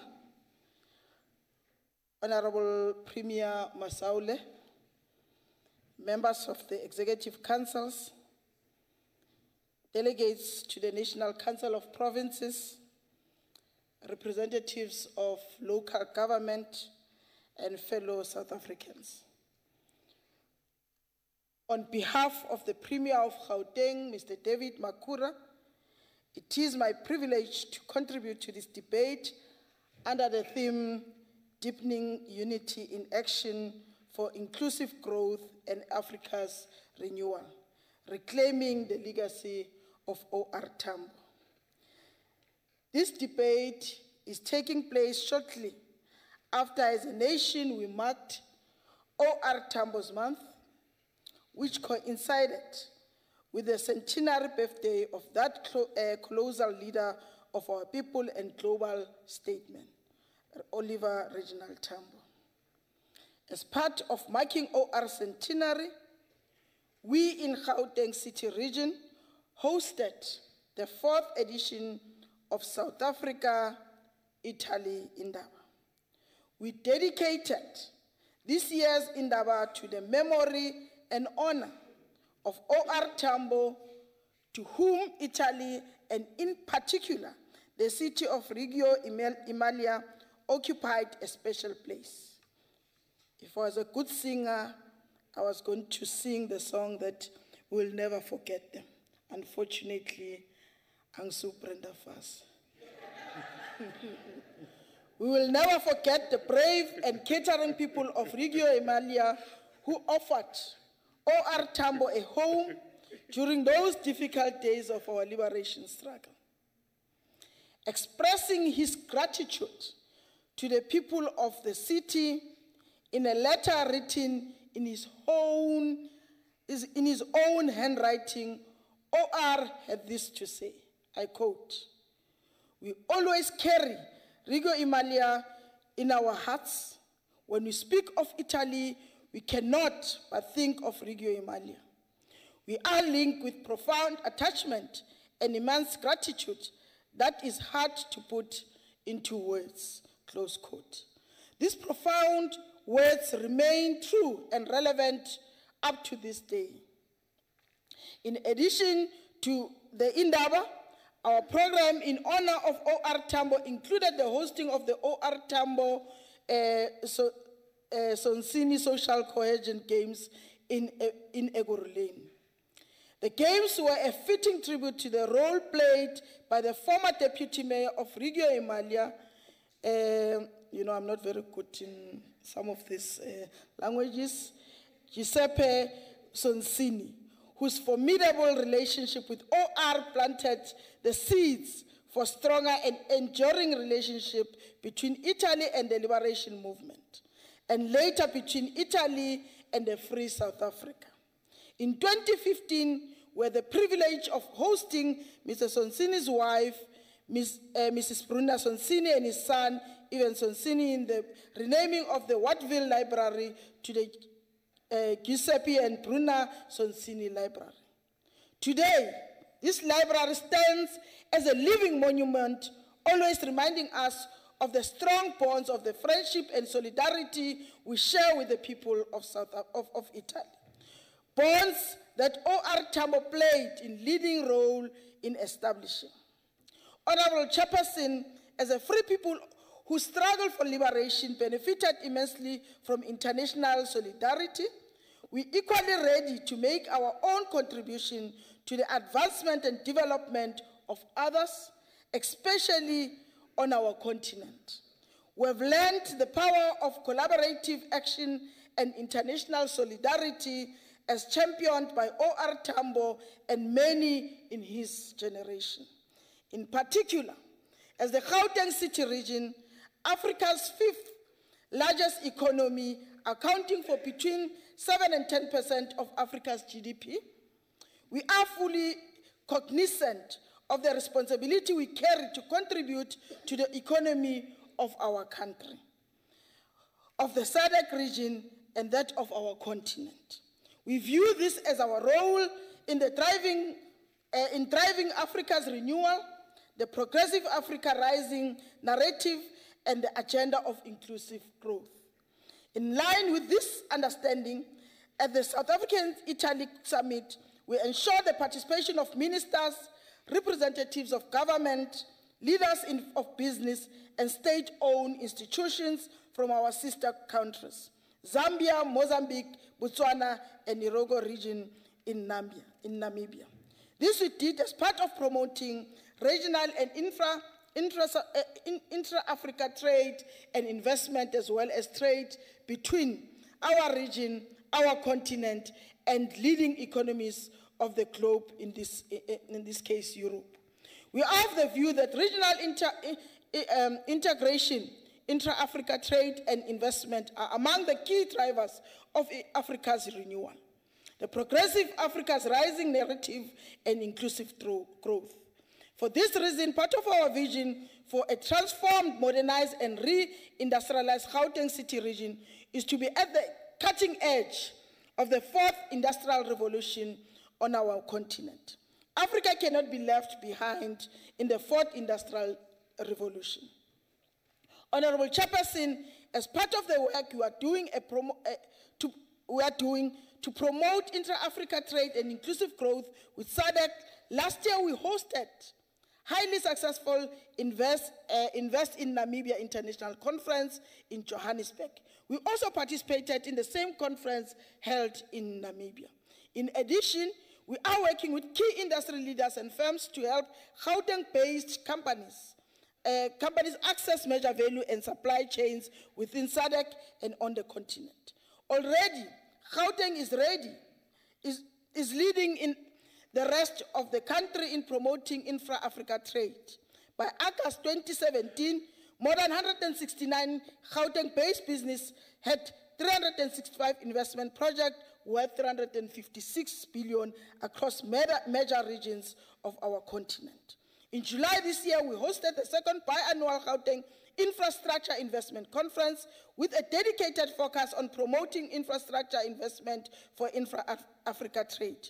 This we did because we fully appreciate the role that infrastructure development plays in unblocking some of the challenges to infra-Africa trade. Infrastructure is indeed an enabler to greater regional integration and inclusive growth. It facilitates the efficient movement of people, goods, and services. We are also promoting closer collaboration between regional chambers of commerce and industries, because we are aware that the real drivers of infra-Africa trade and investment are business people themselves, supported by the capable and efficient state. As the Africa Economic Outlook 2017 reports are said, I quote, "With dynamic private sectors, entrepreneurial spirit, and vast resources, Africa has a potential to grow faster and more inclusively," close quote. Honorable Chairperson, promoting social cohesion and nation building remain some of our key priorities as we build an economically and socially inclusive Gauteng city region. In 2016, we appointed social cohesion champions chaired by retired Judge Yvonne Mogoro to work with civil society in addressing problems of racism, xenophobia, as well as helping us build a more socially cohesive Gauteng. Already, our social cohesion champions have done remarkable work with pupils and parents at the Pretoria Girls High in response to the protest allegedly related to racism at the school last year. They are also working with the Africa Diaspora Forum to respond to the sporadic incidents of xenophobia in our province. In addition, the annual Gauteng Carnival continue to bring together different sectors of society to celebrate our unity in diversity. This year, the carnival held in the city of Tshwane attracted close to 50,000 people from all walks of life. We've always maintained that Gauteng is a home for all. We pride ourselves as South Africa's most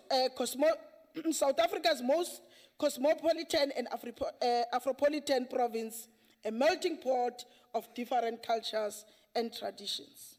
Honorable members, despite the many challenges we face, we are confident that even an even better Gauteng is in the making. Thank you very much. Thank you.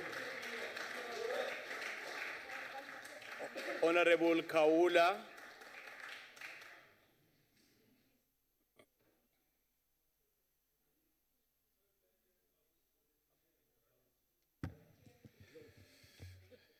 Honorable Chairperson, His Excellency the President Msholos, under any situation, normal situation, whenever a president of a country makes an appearance in any forum like this one, it is usually a joyous mood to which citizens are thrilled about. To the contrary, your appearance in this House, Mr. President, is a somber occasion. Even those who pretend to be excited about your being here are merely bluffing you. On behalf of the Inkatha Freedom Party, allow me to invite His Excellency to take a walk down memory lane with us.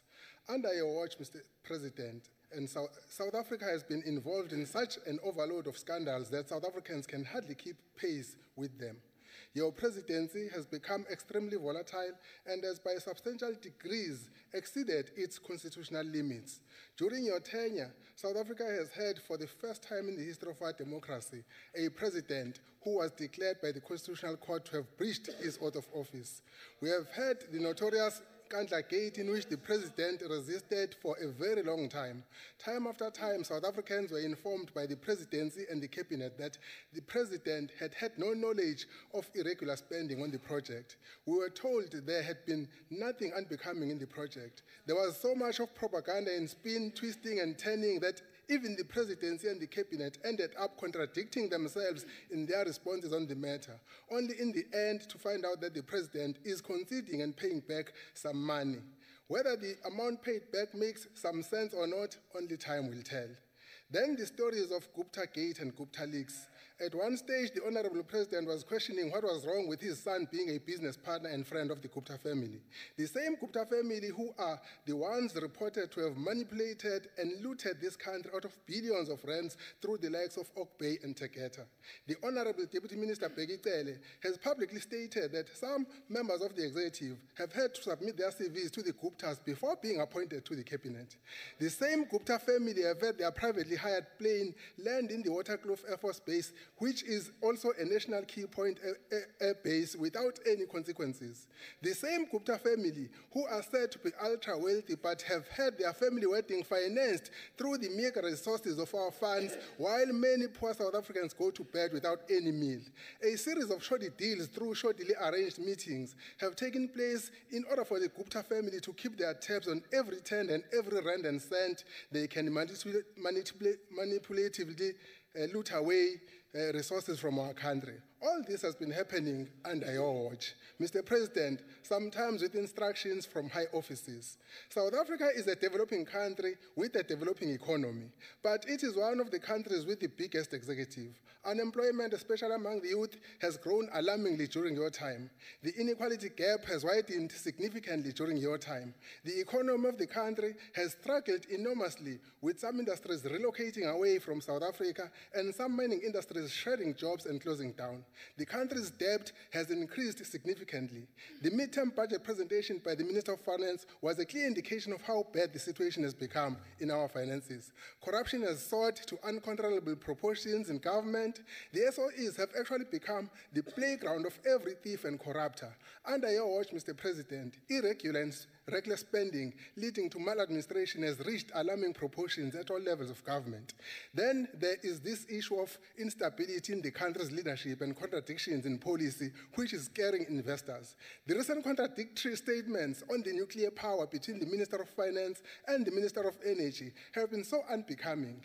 And for example, the state president dismissed the much respected and competent Honorable Nhlanhla Nene as Minister of Finance. This impacted heavily in a negative way towards retarding the economy of the country. Then the president unceremoniously dismissed Minister Pravin Gordhan, another esteemed finance minister, with his deputy Honorable Jonas. All these reckless decisions disturbingly contributed to the sluggish growth and drawback of the country's economy and the further downfall of the rand. Your kind of thinking cannot be matched to any, Mr. President. Only President Zuma could have the audacity to appoint a state security minister who is being investigated by the Hawks on a possible charge of corruption.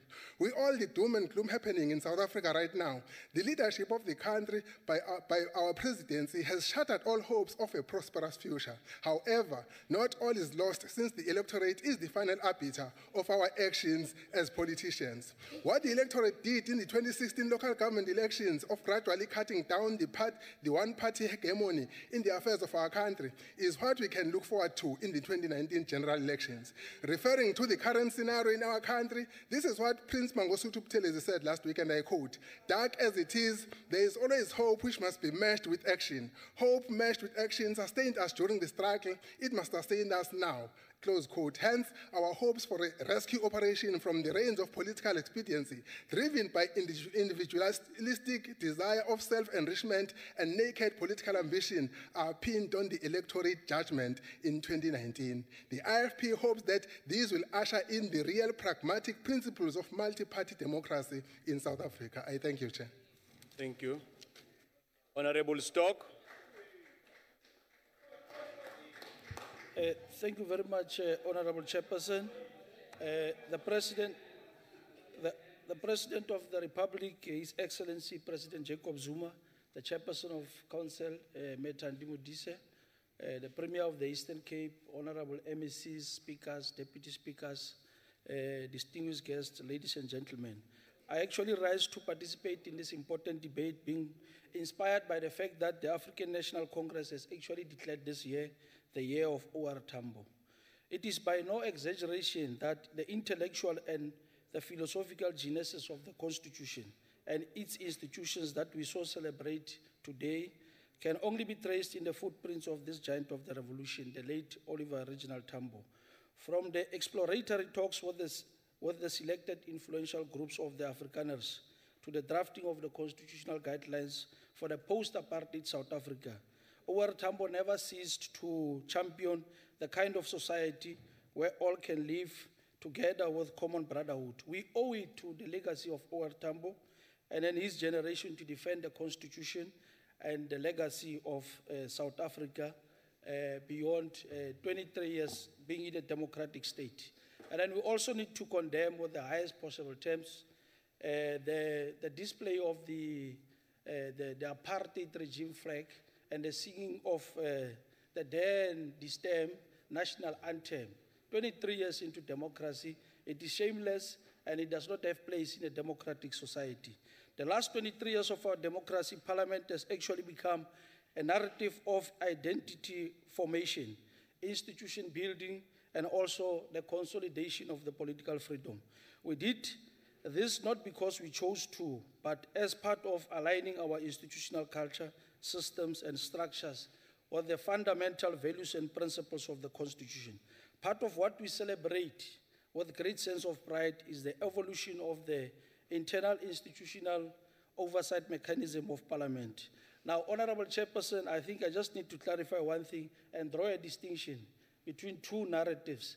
There are political parties with different political ideologies, and then firstly, and then secondly, there are different schools of thought. There are those who are taught to apply for positions to be in politics. And then secondly, there are those who voluntarily volunteer to be part of a political organization. Now, the organization that I represent here in Parliament, the ANC, through its youth formations, has actually taught us politics, and I'm speaking about the correct politics. Now, what we have seen here today, there's one honorable member, without actually mentioning the name of that particular honorable member, came and demonstrated and actually shown us the dangers of getting into politics through an application for a position. And I think we must condemn that thing. And then the second thing also which we need to condemn, the second thing also, that honorable member, when he was at the podium, he says to us here, in all sundry, he says to us, and I think the honorable member was actually misleading us. He says to us, the annual address of the president has actually left me cold. And I want to disagree with the honorable member, with the temper and the populist character that is actually displayed from the podium. It showed to us that the member was actually hot. The president left him in a very hot condition. And then we also need to raise one issue with these honorable members that comes to the podium. And then I've seen what actually the speaker that came before me comes to the podium, and then they completely take an off-ramp, you know. We're discussing here a very important topic of the annual address of the president. And these are very serious matters of national importance. The president comes here once or twice in a year to us as the NCOP. And then we need to actually... Honorable Stock, let me take Honorable Faber. Why are you standing? Honorable Chair, just on a point of clarity, the annual address of the President, the Deputy President was doing the annual address. This is a debate on the annual Honorable address. Faber, order members, Honorable Faber, you know what you are doing, it's wrong. It's against the rule of the House. Refrain from doing that. Continue, Honorable Stock. Thank you very much, Honorable Chair. The other thing we need to school some of the honorable members of the House, Honorable Chair, when we get an opportunity to come to the podium and be part of the debate, and I think it's a point what we need to emphasize. When you are from a political party with different political ideologies, when you come to the podium, and for opportunistic reasons we choose to quote certain leaders, the heroes and heroines of the struggle for liberation. And then we must caution you that you must also include, as part of the list, include the Verwoerds, include the Malans, include the Jan van Riebeeks and their ships, the dromedaries, the Reigers, and the Goedehoops. Those are also supposed to be included in the list. Don't be ashamed of yourself when you come here. You want to quote OR Tambo, you want to quote Nelson Mandela, but you quote them selectively. But you quote those members selectively. It's important that we need to remind you that it's important. Don't actually forget your history. And then one of your own, it's important, don't forget them.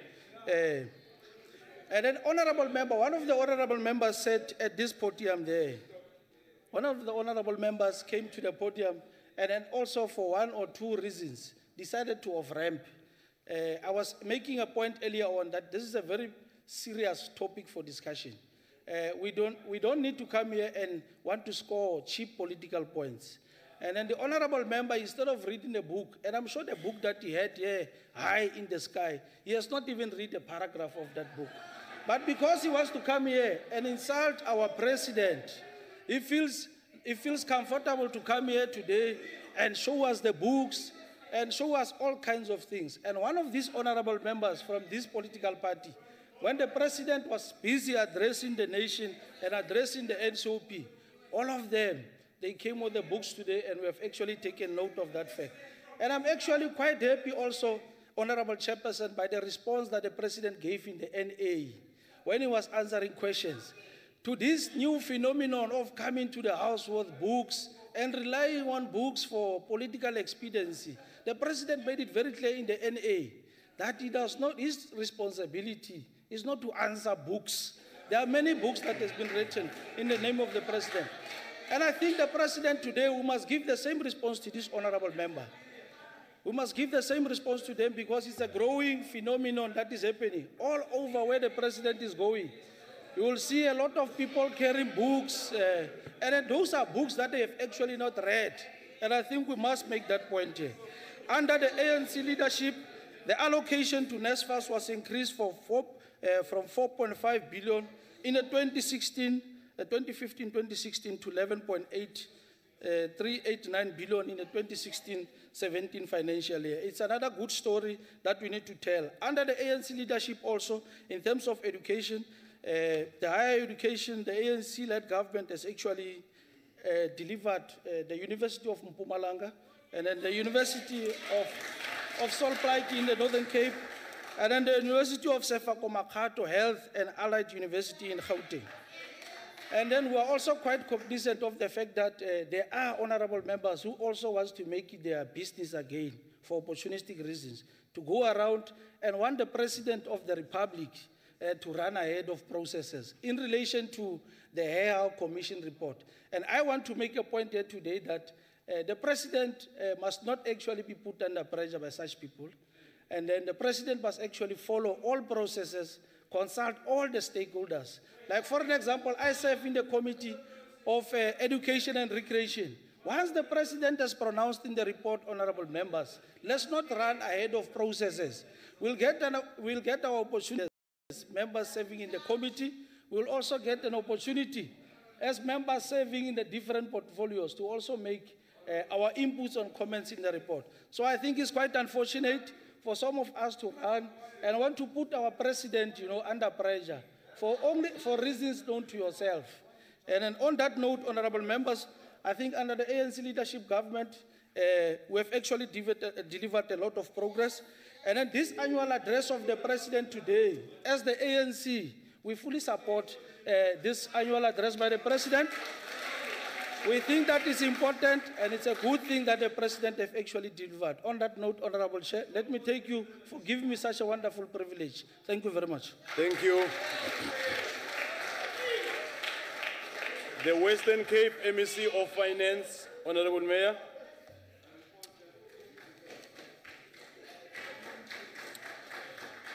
Honorable Chairperson, Honorable President, Honorable Premiers, MECs, Speakers, members of this House.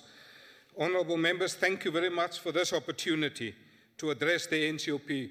This is an important House. This is an important debate taking place here today. But this debate comes at a time when South Africans from all walks of life are attempting to deal with the daily bombardment of bad news. But as depressing as it may seem, I'm of the view that this crisis presents a unique opportunity, because in politics we often say, don't waste a good crisis.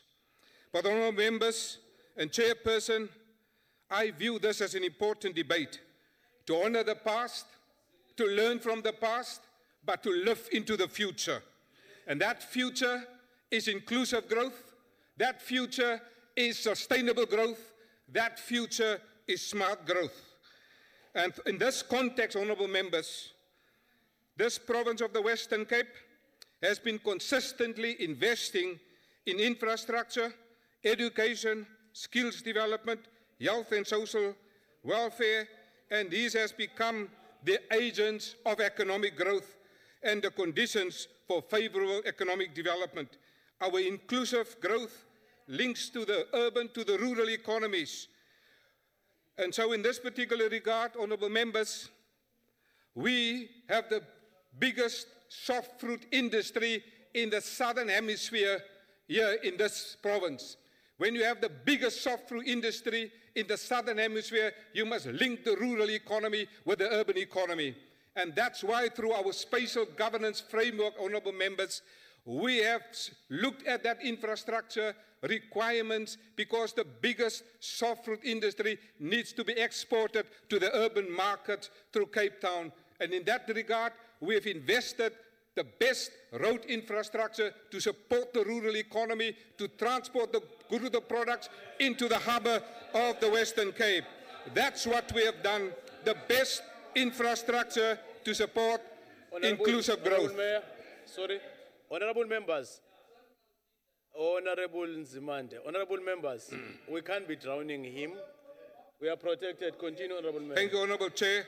Our inclusive strategy include linking the small businesses also with the big businesses, because we believe in small and medium enterprise development. But our growth strategy is also influenced by sustainable growth. And our key policy adopted by our cabinet that supports sustainable growth, what we have done, honorable members, we have looked at the growth potential of towns and regions, because different towns and the regions have different economic competitive advantages. And it is in that context that we invested that, so that we can have multiplication of that economic growth. We call it an asymmetrical approach to economic development. But in addition, honorable members, we have growth of sustainable growth supports our biodiversity, our ecosystems, as well as the coastal economies and our natural resources. But this is the more living into the future of this growth that speaks to smart growth. This involves the performance of quality education outcomes, strengthening of research and promotion of e-learning and the knowledge transfer in the digital economy. We are now living in the 21st century knowledge economy, and we have to make provision for infrastructure in the ICT and in the broadband. For the next 3 years, I budgeted 1.6 billion rand to support the smart growth digital economy. But more important, our strategy is also to promote the Project Kulisa, and in terms of Project Kulisa, we have looked at where is your competitive strength in your regional economy, and we have identified 3 sectors to support that growth. That is agro-processing, the agro-processing in particular, also the tourism sector, as well as the oil and gas. Tourism, which focus on boosting awareness in key market sectors, improving accessibility in Cape Town to regions, boosting attractiveness through competitive product offerings and compelling packaging. 1.5 million international tourists travel through the province, increased by 18.5%. The increase of foreign arrivals resulted in foreign spend to increase to 21.6% to 18.1 billion rand in 2016. Approximately 26,680 jobs were added to the tourism economy of the Western Cape. In terms of agro-processing, Honourable Chair, this is a big economy. We have identified the halal global food market, specifically also targeting the Southern Hemisphere. The biggest Muslim population is in Indonesia, 200 million people. We are targeting that particular economy. The global halal food park is making progress here in the Western Cape. The economy is growing. We're also doubling our value of wine and brandy exports to China, Angola, and increasing our local capacity to produce agricultural goods for the domestic and international markets. In 2015, honourable members, the agro-processing sector contributed 21 billion rand to the regional economy here in the Western Cape and increased 444 million rand from 2013.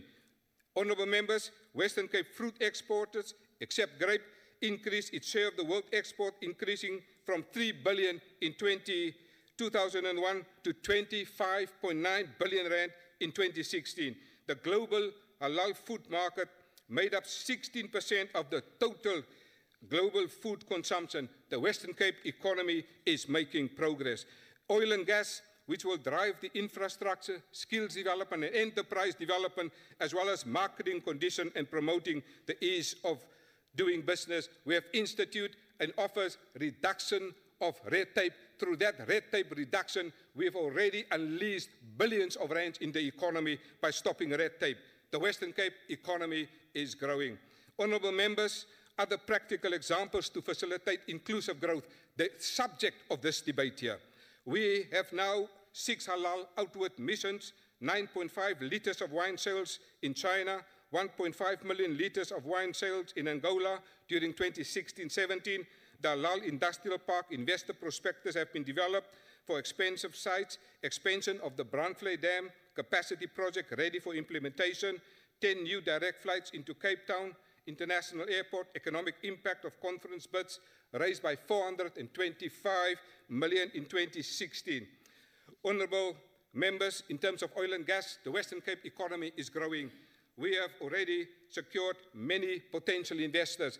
9 billion rand will flow into the Saldanha IDZ.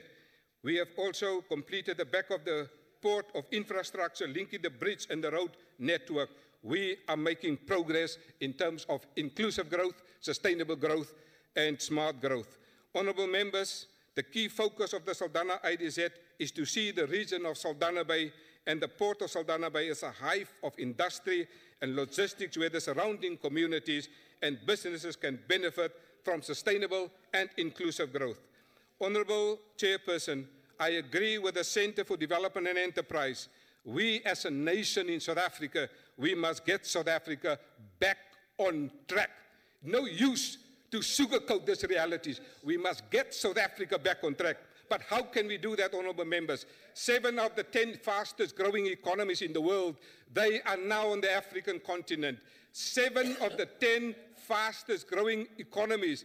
We must reintegrate the South African economy into the regional economy of South Africa, we can generate 1% GDP growth by just reintegrating the South African economy into the regional economy of South Africa, and even just simply by focusing on Southern Africa. But how do we get South Africa on track? Here are some ideas for this House. We must drive institutional reform through good governance and of state-owned enterprises. We must not make any further investments in nuclear. This is madness. We must facilitate IPP, independent power producers, and invest more in renewable energy. We must reduce the government wage bill as it is killing the economy in South Africa. We must increase our productivity. We must stop corruption.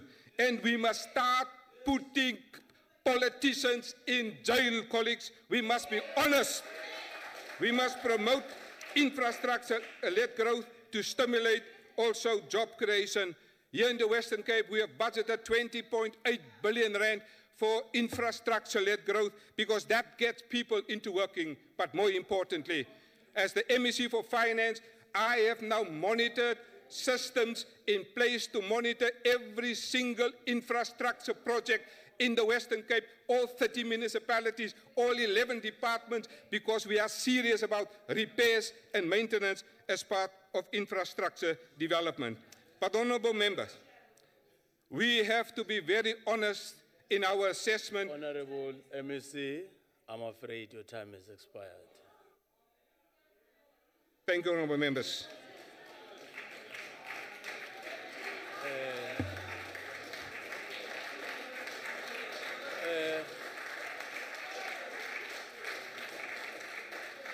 Thank you.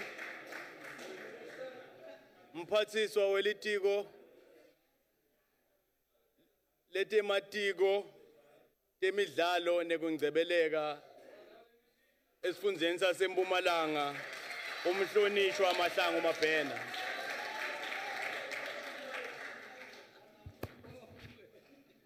Thank you, Chairperson. Greetings to the Honorable President of the Republic, His Excellency J.G. Zuma, Honorable Chairperson of the National Council, Ms. Thandi Modise, the Premier of the Eastern Cape, the MECs from various provinces, members of NCOP, Lochan. Chairperson, icaca alizizwa ukunuka.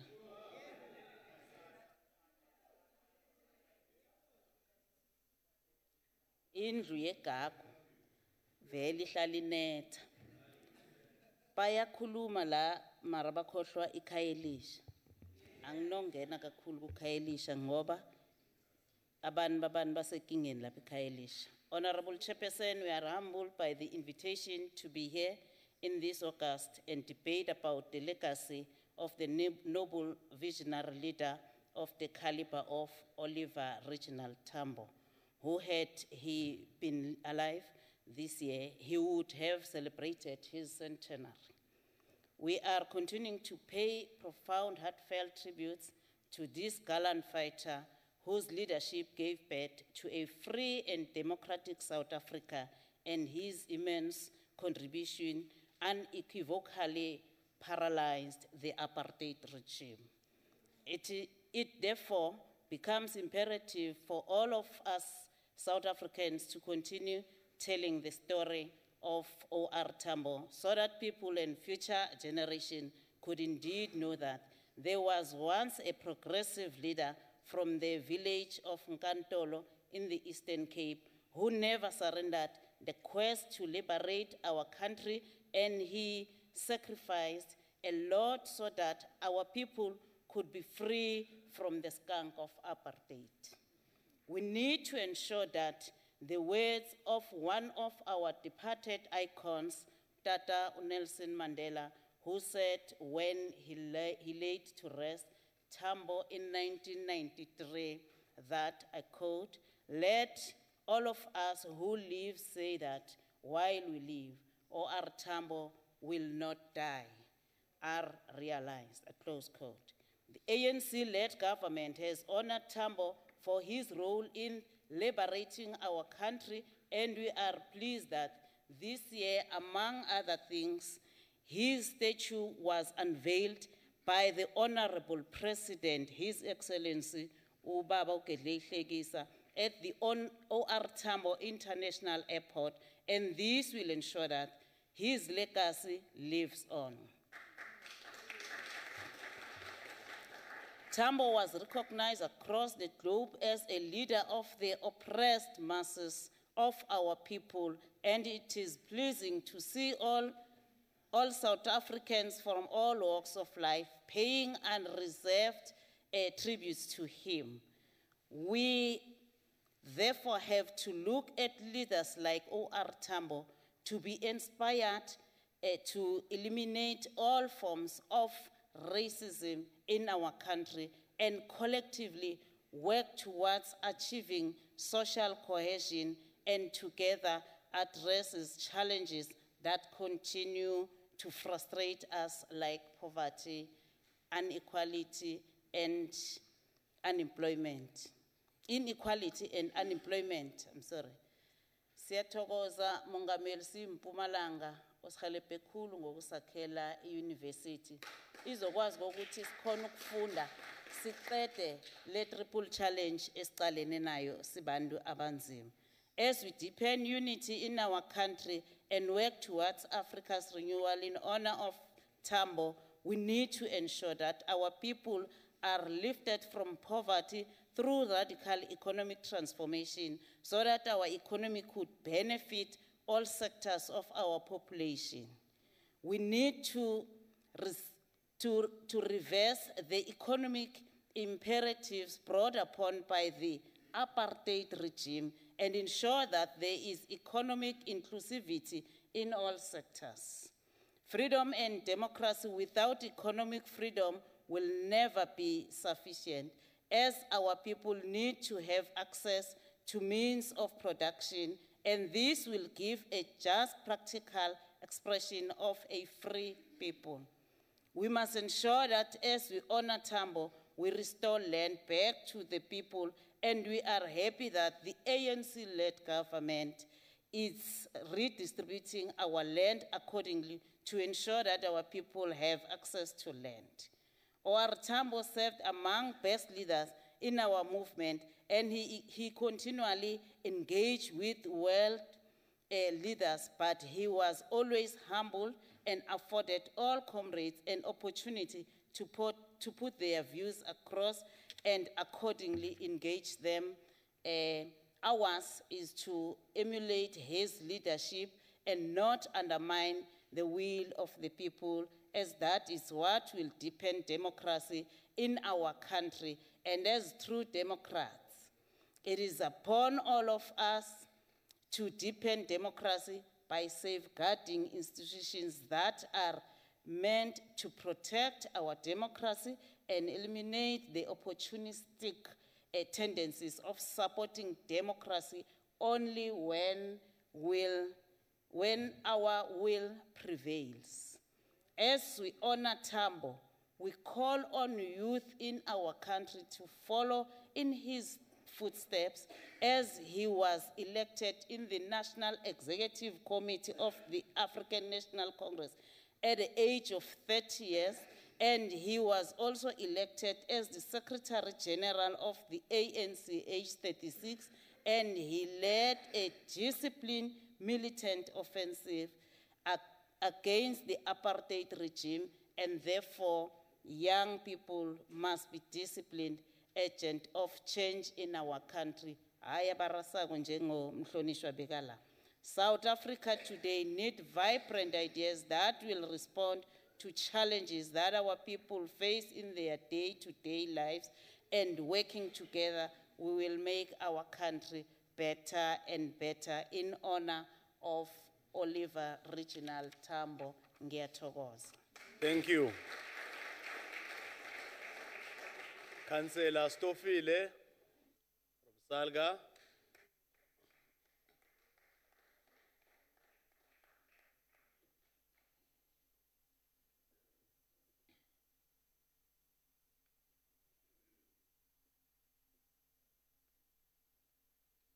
Honorable President of the Republic of South Africa, Chairperson of the NCOP, Sistande, members of the Cabinet present here, the Premier of the Eastern Cape, Bauma Swale, MECs, members of the NCOP. It is a great opportunity to us as South African local government to be given an opportunity to participate in the President's address. This year, the year of Oliver Tambo, we celebrate a life unlike any other, a true giant of our liberation and internationalist excellence.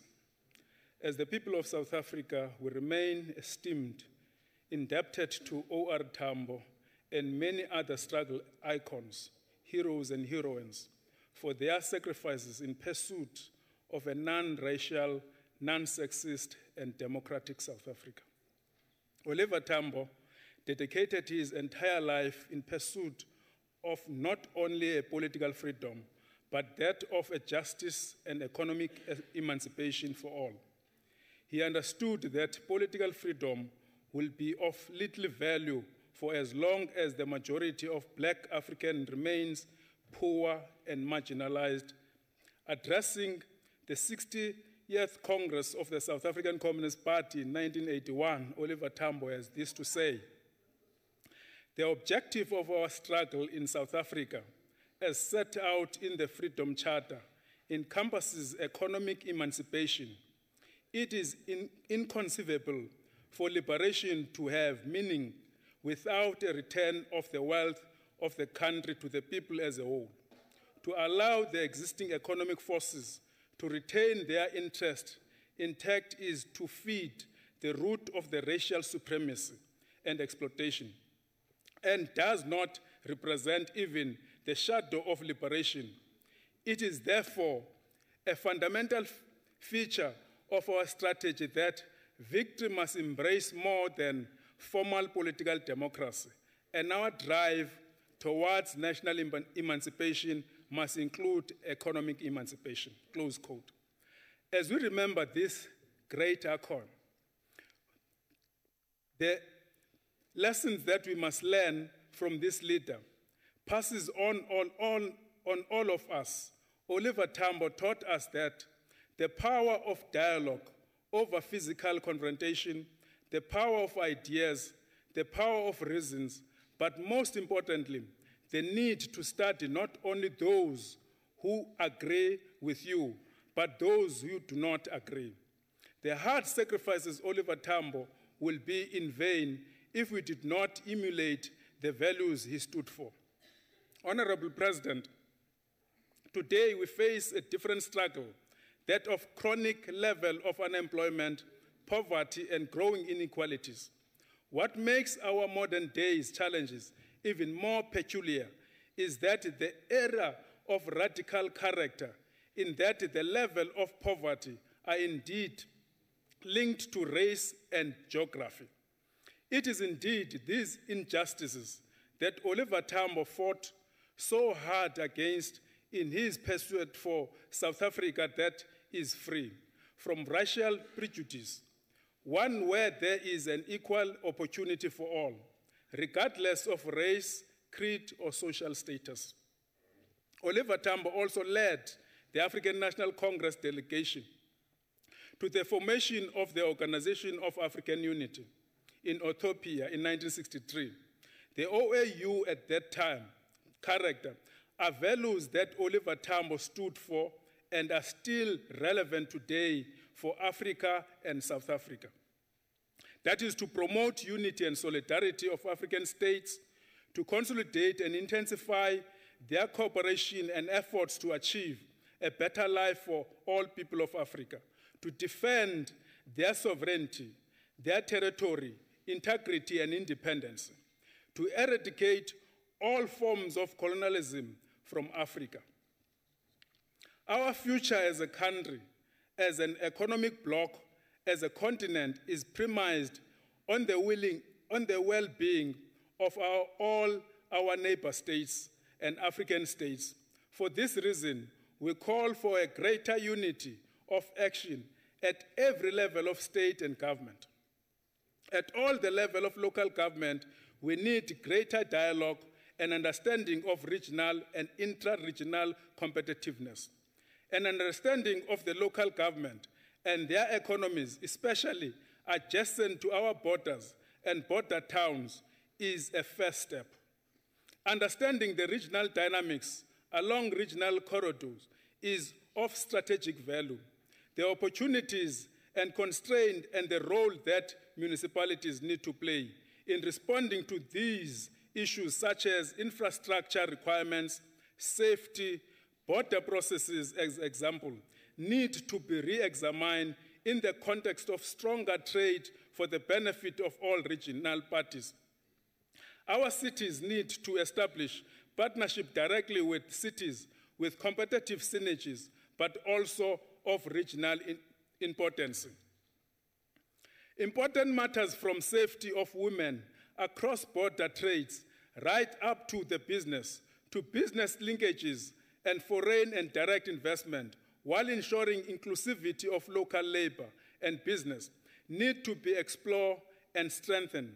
SALGA and the United Cities of Local Government, Africa, are poised to play an appropriate role in coordinating South Africa and African municipalities for targeted dialogue around African unity and economic integration. The development as strong SADC economic region should be used as precursor for future expansion and subsequent creation of the intra-African trading network. Admittedly, the vast size of the continent, coupled with poor infrastructures,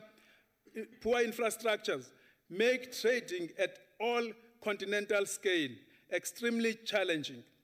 Creating a strong SADC region bloc could, however, unlock trading opportunities with other trading blocs in the continent. SADC region is yet to establish itself as a full functional economic region. And for this to happen, a substantial investment on infrastructure and skills is needed. Added to that is the need to enable ease of movement as to allow free flow of goods, services, and people with the aim of creating an integrated economic region.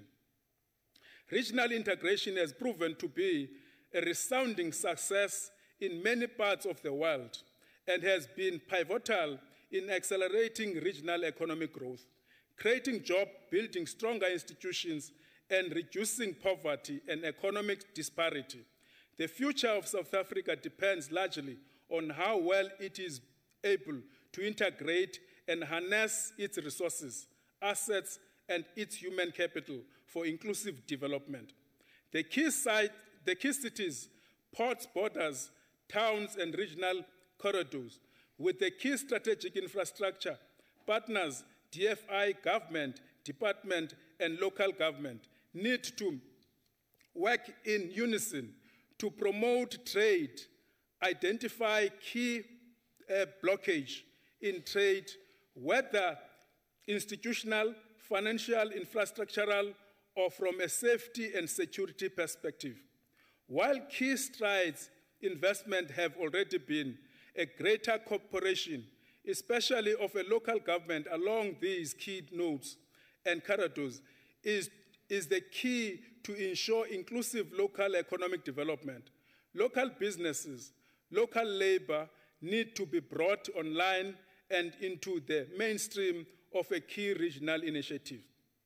Honorable President, organized local government in South Africa and indeed across Africa through the UCLGA remains committed to honoring the legacy of Oliver Tambo and his counterparts in their vision of Africa unity in implementing and localizing the Sustainable Development Goals, the Africa 2063 vision, the new urban agenda, and the Global Climate Change Agreement, all of which are even more important for African renewal because of the vulnerability of our economies and our people.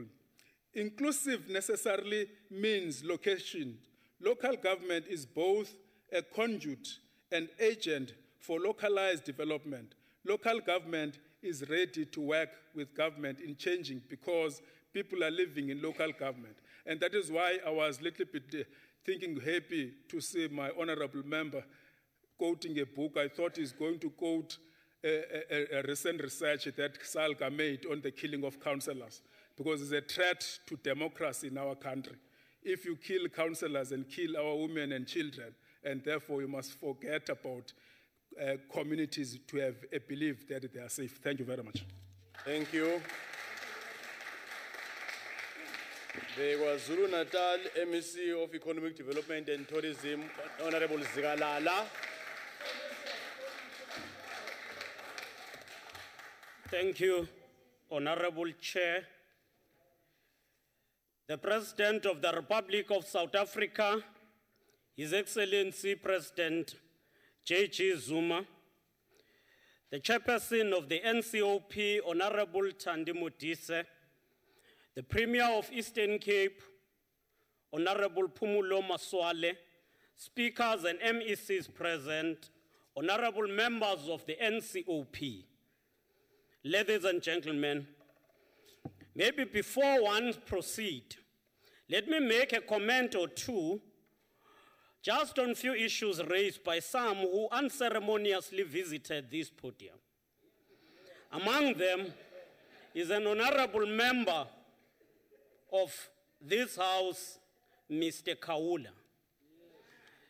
Mr. Kaula, Honorable Chair, speaks as if he's not part of those who benefited from the apartheid system. His party, the IFP, was part of government during the era of oppression. They had more than 2 decades to uplift the conditions of the black people, yet they did nothing. Let me not waste time, but thanks to the fact that he knows about electorate, it was the voters who removed him from being a mayor of Uku, hence he's seated here today. The MEC from Western Cape speaks about infrastructure development. He speaks about road infrastructure delivered in Western Cape by the ANC-led government and Sanral under the ANC leadership. Yet he says nothing. He says nothing about the water crisis which is affecting this province. He says nothing because he knows that they have secured themselves who are the leadership, and they've developed even desalination plants which serves only the leadership, not the masses. Honorable Chair, we rise to join the millions of our compatriots in South Africa and the progressive forces in our continent, the diaspora and elsewhere in the world, in honoring and remembering the legacy of our doyen of our struggle for liberation, President Oliver Reginald Tambo. As we celebrate the life of Oliver Tambo, we are reminded that President Tambo knew only one political home in this earth, the African National Congress. We are also cognizant of the fact that not all of those who are today saying Tambo, Tambo, Tambo, embrace his legacy and its cause. Honorable Chair, the life of any humankind is shaped by their own living conditions. Today we celebrate Oliver Tambo, whose life was shaped and influenced by harsh conditions of subjugation and repression suffered by his people. As former President Mandela remarked in his book, Long Walk to Freedom, he said, and I quote, "To be an African in South Africa meant that one is politicized from the moment of one's birth. An African child was born in an African-only hospital, taken home in an African-only bus, live in an African-only areas, and attended schools only meant for Africans. When he grows up, he could hold African job on African-only jobs, his life was circumscribed by racist laws and regulations that crippled his growth, dimmed his potential, and stunted his life, close quote. That was President Mandela. That's why we must say to the DA today, we are, especially the majority, are suffering because of that persistent legacy of the past. Because of these conditions, President Tambo became the cause and effect of the People's Revolution. The values he espoused did not descend from heaven, but were a reflection of the material and objective hardship and aspiration of indigenous people. Chairperson, the theme of this session challenges us to deepen unity in action for the attainment of inclusive growth. Hitting Karl Marx's call for us not to interpret the world but to change it, we must accept that close to 2 decades into democratic dispensation, the unity that characterizes our fledgling democracy is under severe strain. Just a week ago, we observed some of our white compatriots waving the apartheid flag while at the same time banning our country's flag in protest, claiming that they were protesting against the scourge of crime. In a single day, these white compatriots reminded us that South Africa remained a country of 2 nations, one of white and affluent, and the other of the blacks, poor, and living in appalling conditions. We argue that it is a lack of appreciation of President Tambo's legacy that we would see these compatriots publicly undermining the sacrosanct symbol of our hard-won democracy and further threatening the very unity that is the cornerstone of our society.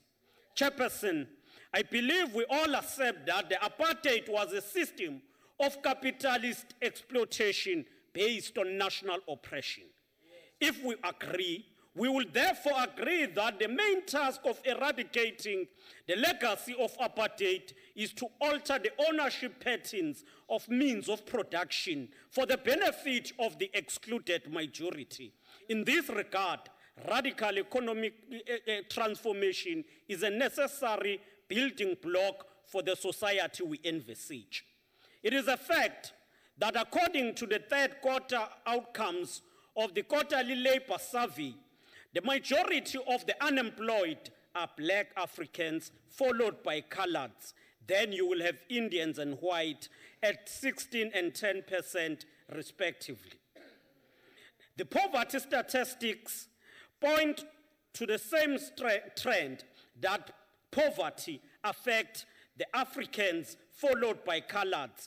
Indians, then white, are living in an affluent and better conditions. Surely, anyone serious about inclusive growth would prioritize those who are suffering the harshest brand of poverty, unemployment, and inequality.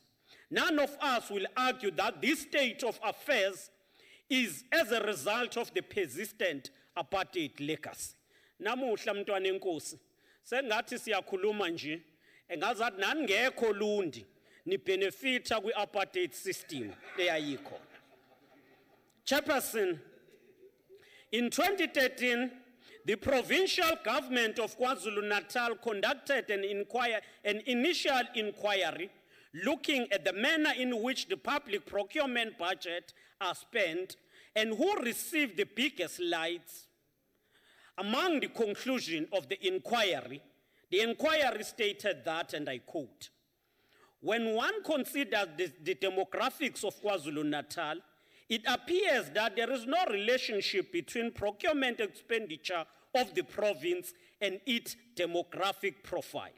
According to 2011 census, Black African accounted for 86.8% of total population of KwaZulu-Natal, while white accounted for 4.2% Indians and Asians accounted for 7% and colored accounted for 1%. In terms of economic ownership, Africans are at the lowest end. In an ideal world, one would expect procurement spend to reflect the demographics. But of course, given the history of South Africa, the current state of affairs is no surprise. There are fundamental reforms that are necessary to be implemented in order to change the status quo, close quote. It is as a result of this inquiry that KwaZulu-Natal have initiated a number of interventions to alter the current situation. These include Operation Vula and the pilot project of RASET, the Radical Agrarian Socio-Economic Transformation. These are critical pillars of economic transformation agenda aimed at ensuring that all our people, particularly blacks and Africans in particular, benefit from economy like their fellow white compatriots. Coupled with Operation Vula, we are hard at work on the implementation of the Black Industrialist Program. We have identified areas such as automotive sector, agro-processing, and ocean economy among the few as potential areas for black industrialists. In this regard, we welcome the unveiling of one-stop shop, which will be conducted by the President on the 18th of November this year. This one-stop shop will add to the investment drive of the province. Chairperson, in KwaZulu-Natal, we undertook to roll out an integrated twin program of social cohesion and moral regeneration. This program is aimed at uniting the people of the province across racial lines. Racism weakened the fabric of our society and eroded the trust and the optimism on which economic growth depends. President Tambo would expect us to be at the forefront of the fight to combat racism and any other form of discrimination. These include Afrophobia, wherein we South Africans define other people from other parts of Africa as inferior. We must know that we are part of Africa, and our development is largely dependent into working with other states of Africa. Chairperson, the life of OR Tambo will continue to illuminate our path for the next 100 years and beyond. This is made possible, as former President Madiba said in OR Tambo's funeral, and I quote, "Olivo lived not because he could breathe. He lived not because blood flowed through his vein. Olivo lived not because he did all the things that all of us as ordinary men and women do. Olivo lived because he had surrendered his very being to the people. He lived because his very being embodied love, an idea, a hope, an inspiration, and vision." Close quote. As we celebrate his centenary, we all must commit and act in accordance with that commitment. I'm afraid your time has expired. We must therefore surrender ourselves. Thank you, Speaker. Thank you. Thank you, Honorable Zigala.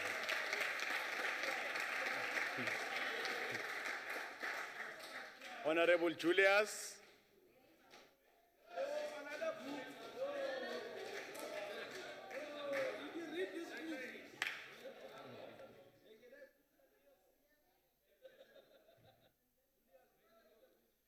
Soon find out. Chairperson, thank you. You know, I have to give it to the ANC today. You really stand by your man. Even though there are grave allegations against Mr. Zuma, you stand by your man as the ANC. That is truly revolutionary, and I give it up to you. I salute you. Thank you for clapping, but I salute you for acknowledging that you will defend Mr. Zuma and not the people of our country. I salute you for defending corruption yet again today. And that is why people are suffering, Honorable Zikalala, today after 23 years, because you keep defending corruption, you ignore it. Just like I told you yesterday, you know the Nkuku revolutionaries. Chairperson, you know the president is on record stating that OR Tambo was a kind of leader who served the people with love and selflessness because he knew they owed him nothing. That he was able to lead because of his character, being a disciplined and principled leader. Unfortunately, I cannot say the same about Mr. Zuma and the ANC today. Mr. Zuma, the whole world is speaking bad about South Africa. It's not only South Africans. Even some in the ANC speak bad. They speak bad about you. They speak bad about government. It's not only South Africans. I think you need to wake up to that fact, Mr. President. Now, Honorable Stock, you know, any attempts of potential growth and Africa's renewal cannot be realized if we have a scoundrel person in charge of this important project. Yes, Chairperson, in Afrikaans, we like to call him a scolly, someone that does that. Perhaps some in South Africa, and particularly the ANC, may still have believed that the man occupying the honorable office of the presidency was simply a pawn in the Gupta family's ambitions to take over this office. But there can be no doubt anymore that Mr. Zuma is in fact the Rampokker boss, the main kokkedoor. This is why Jacques Paul was trying to tell us in his book, The President's Keeper, those that keep the president in power. Honorable Julius. Honorable Stock. Honorable Julius. Take your seat. Honorable Chief Whip. Chairperson, Rule 46 of this House discourage offensive and unbecoming language. I request you to rule against that conduct. Thanks. Honorable Mikalakis. Honorable Mikalakis, I don't need your assistance. Can you take your seat? Can you take your seat? Honorable Mikalakis, take your seat. Take your seat. Honorable Julius, can you go back to that sentence that you have said about the president? I want to make a proper ruling when you're referring to the president. Order members, can you read that part when you're referring to the president? Chairperson, am I on trial here? You can just go to Hansard and we can deal with it later. Honorable Julius, can you go back to the sentence when you're referring to the president? Chairperson, I'm going back for the sake of your good selves. I said Mr. Zuma is in fact the kokkedoor, the Can you withdraw that Rampokker part? boss. Honorable What's Julius. the meaning of Rampokker? Can Why you should I withdraw it? You don't know the meaning. Tell me, why should I withdraw it? Why do you think Is I don't? Rampokker a swear word? Can they translate it for you? Honorable Please. Julius. Honorable Julius. Aye, man. You are going It's to... an Afrikaans word, Chairperson, in the dictionary. Can they translate it for you? Why should I withdraw Honorable it? Julius. Honorable Julius. Order members. Honorable members. Honorable Julius. You are not going to be in the podium debating with me. Can you withdraw that part? Why should I withdraw it? Can you withdraw that part? What was it that I must withdraw? Honorable Julius, it's for the last time now. Can you withdraw that part? Chairperson, I know you want to send me out, so I will withdraw. Unconditionally. I will withdraw the Rampokker part. Order members, continue. But that is what I suspected all along, Chairperson, that you will protect the president today. But, Honorable Julius. you know... Honorable Julius. Order members. I don't need assistance. Honorable Julius, you can't be casting aspersion on a presiding office. Withdraw that part that you were saying, I'm protecting the president. Can you withdraw that part of casting aspersion on a presiding officer?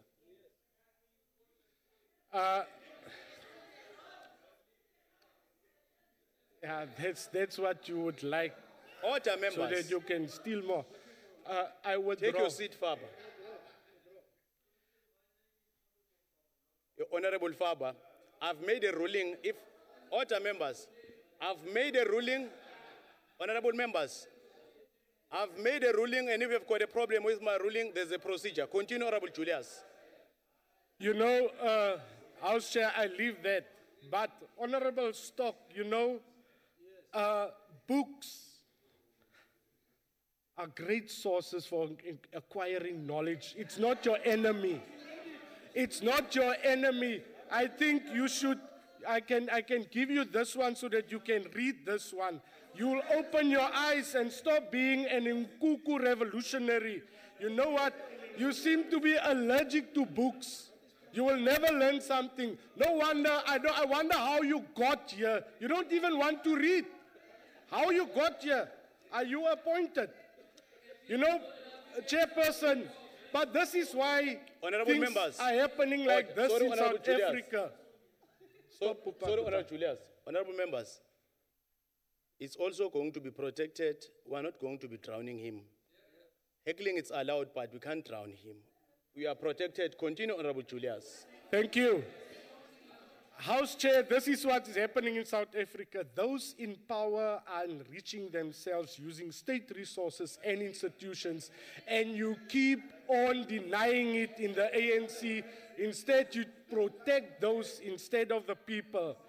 But Chairperson, how can we trust a man with our tax money if he himself has not filed tax returns for years?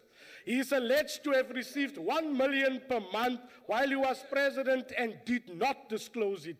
This is an impeachable offense, Mr. Zuma. Today, the leader of the opposition, the DA, went to look for your declaration of interest, Mr. Zuma. Guess what? It wasn't there. I want to challenge you, Mr. President, today to prove your innocence. I challenge you. Can you come to the podium later and undertake to release your tax returns so that South Africans do not speak bad about South Africa? Do the honorable thing and come and tell South Africans, here's my tax, I paid my tax. How can you spend our money and you don't want to pay?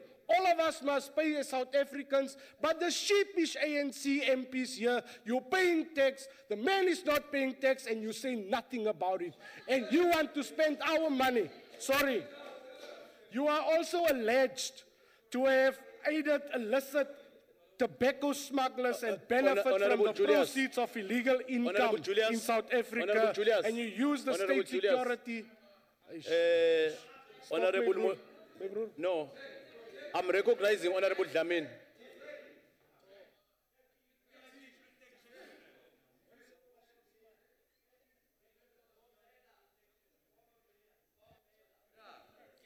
Thank you very much, Honorable Chair. His Excellency the President, is the Honorable, not this man. So I'm... Honorable Julius, it's the decorum of the House. Can you refer to His Excellency in an appropriate manner? My apologies, Honorable President Zuma. My apologies for that. I almost thought you say this man, then I must say it's a woman. Ow.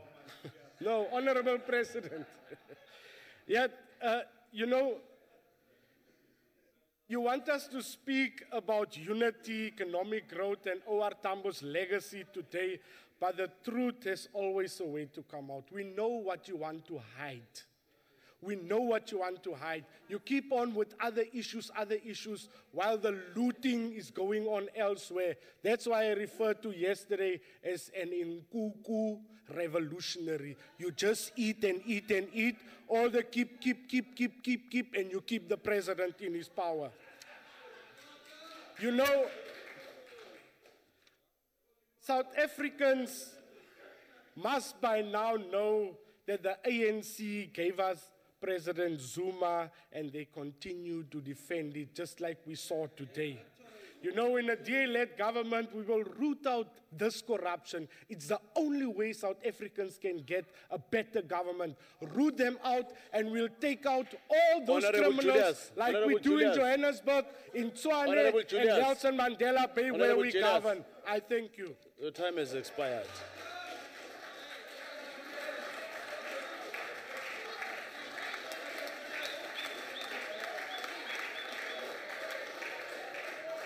Order, members. Honorable Mtimunye.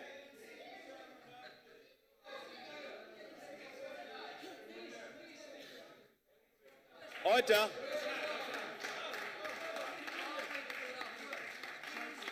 Thank you, Honorable House Chair. Honorable Chair, my little knowledge of human anatomy is that a cold man is a dead man. Should I suggest or should I believe that Honorable Makwevu declared himself dead on this platform? Mtimunye, can you take your seat? Honorable Makwebu. Honorable Mtimunye. Honorable Mtimunye, can you take your seat? Honorable Makwebu, why are you standing? Honorable Makwebu. Thank you, Honorable Chair. I'm standing on a point of order, Chair. I am Magwebu, not Magwevu. That's my point. I must be properly addressed. And secondly, I would want to ask Mr. Mutimunye if he wants a lecture on science. No, Or you take a question no, around Honorable that. Makwebu, no. Honorable Makwebu. The first part, order, members. The first part, you are correct. We have to refer to you appropriately. The second part, let's first make sure whether it's ready to take your question, and then you can ask it. Honorable Mtimunye, are you ready to take a question from Honorable Makwebu? I'm not ready, Chair. It's not ready. Continue, Honorable Mtimunye. Honorable House Chair, one Italian Marxist, Antonio Gramsci, in one of his many letters to his fellow revolutionaries written from prison, imprisoned by one fellow, I believe his DNA has got some relations with the DA in this country. Sorry, Benito Honorable, Mussolini. sorry, Honorable Mtimunye.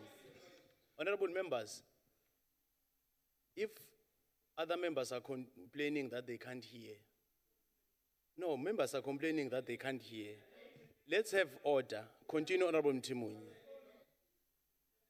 Gramsci writes in his letter, writing to his fellow comrades outside, and he says, telling the truth is revolutionary. The Honorable the President, in his address, refers to the fact that the attitude and the outlook of many nations in the world that is negative towards our country is created by the bad-mouthing that we do ourselves on the international platforms as members of parliament or many other people who represent the country outside. But, Honorable President, I think we need to call it by name and throw the bad mouth back. And I think it belongs to the DA. They chose to be prophets of doom voluntarily. They go to the extent of renting agents, some of them in our media houses in this country. They go to the extent of renting academics to write fake books.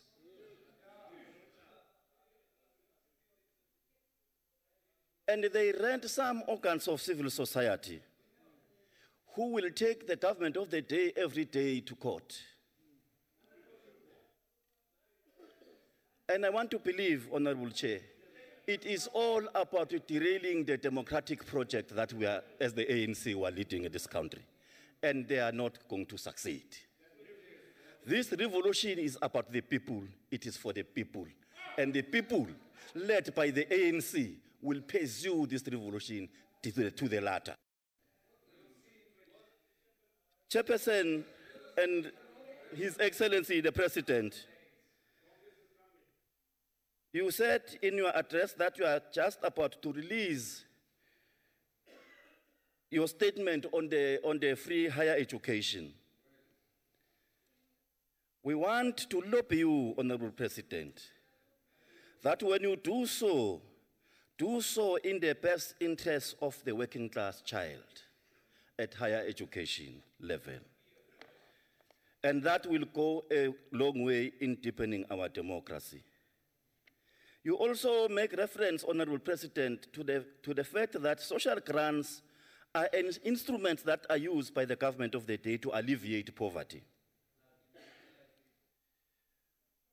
But one member of the DA stands from this podium and shouts instead of engaging on the subject matter of the day. Let's share some statistics with them, Chairperson. This government of the ANC since 1994 has created more than 2 million millionaires. This government of the ANC, and I talk black millionaires. Plus minus 10 million children in this country see their high school education through. Honorable Mtimunye, sorry. Let me take Honorable Mikalakis. Thank you, House Chairperson. I was wondering if the member would be willing to take a question. Honorable Mtimunye, are you ready to take a question? Honorable members. Can I make a categorical statement, Chair? I am not taking questions from agents of Where are oppression. you hiding your 2 million millionaires? You've got 2 Continue, million Honorable unemployed extra in the last year. Honorable Mikalakis. Honorable Mikalakis. No, you can't be doing that without being recognized. Continue, Honorable Mtimunye. And Chairperson, this government of the ANC since 1994, although there has been job losses, but this government of the ANC has been hard at work trying to create jobs, and some jobs have been created in this country. And the DA knows that, but then choose to ignore that.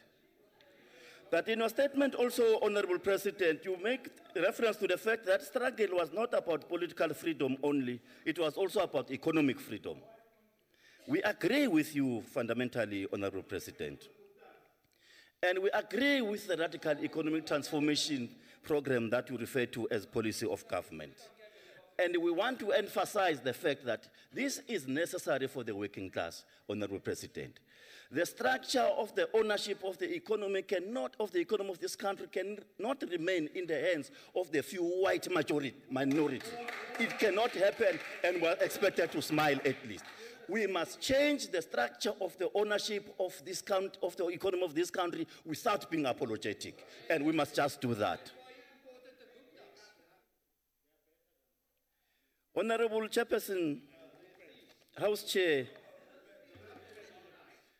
Honorable President also in his address make reference to the fact that this year as a country was celebrating 100 years of our Colossus, OR Tambo. But he also makes reference to the fact that we will be celebrating 100 years of the life of another Colossus of the ANC, President Mandela, in 2018, if he was alive. I thought one of the DA speakers who came here will also make reference to some history of the DA. How bankrupt are they, historically and politically?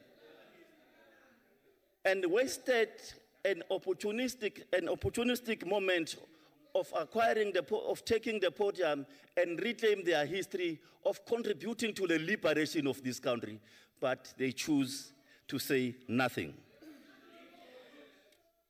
Honorable Chair Modise of the NCOP pays tribute to the working class women of this country, whom I sometimes refer to as flowers of our revolution. And he pays tribute to the contribution that they've made to the liberation, not only of the working class, but also of the most oppressed people in the country. Those are women, and especially working class women. And we want to salute you, Honorable Chairperson of the NCOP on that score.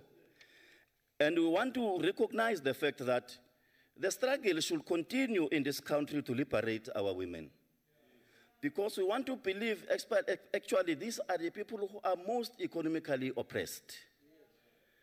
And this is a category in society, this is a gender in society that is still experiencing oppression, even in their own household, by people who claim to love them. And I think we want to believe, Chairperson, that the ANC government, the ANC-led government is on course in trying to mitigate against these unbecoming situations, to liberate and totally liberate a working class woman in this country.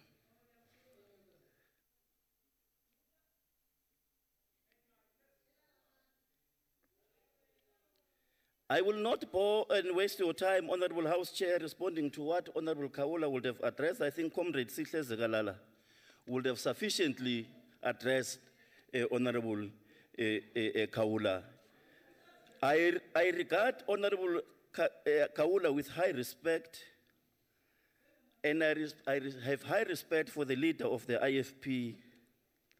But I think Honorable Kaula lost an opportunity to give the best of the farewell speeches to his leader, the IFP, as he goes on retirement. Chairperson, many books have been displayed in this house today. And my worry, Chairperson, is my understanding and the teachings I received from my political people who educated me politically is that I should not read books that are developed or authored by agents of oppression.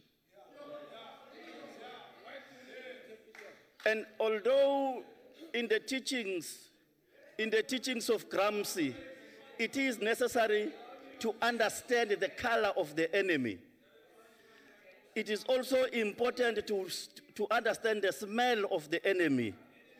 And it is therefore necessary to bring it closer and listen to it as it suffers on its own dreamland. Honorable Mayor also lost a golden opportunity to make a reflection on this national debate, which is about national questions rather than provincial questions. He made reference to the Saldanha IDZ. That is a national project of the Department of Trade and Industry. And that national project of the Department of Trade and Industry is informed by the Operation Pakisa, which is a brainchild of this Zuma administration. An economy that was never explored before. Honorable Mtimunye, I'm afraid your time has expired.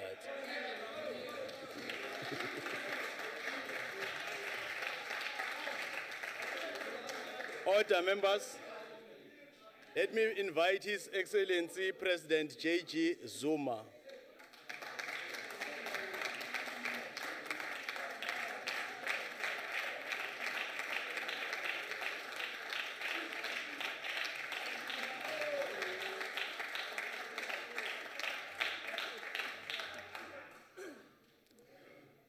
Thank you very much, Chair, for the opportunity for me to say something at the end of the debate.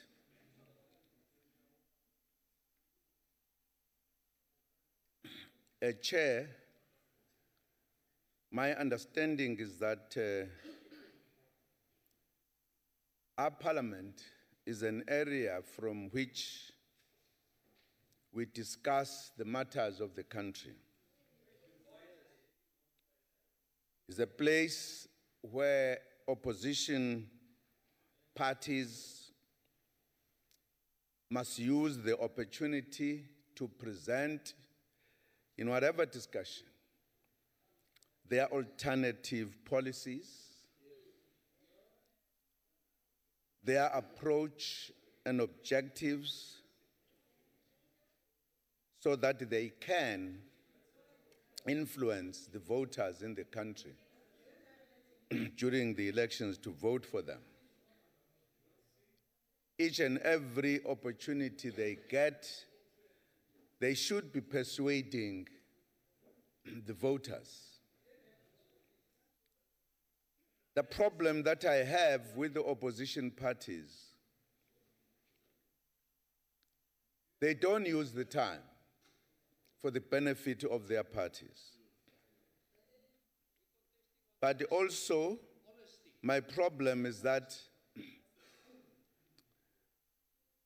they think talking about one person for the whole year, the second year, the third year, just one person.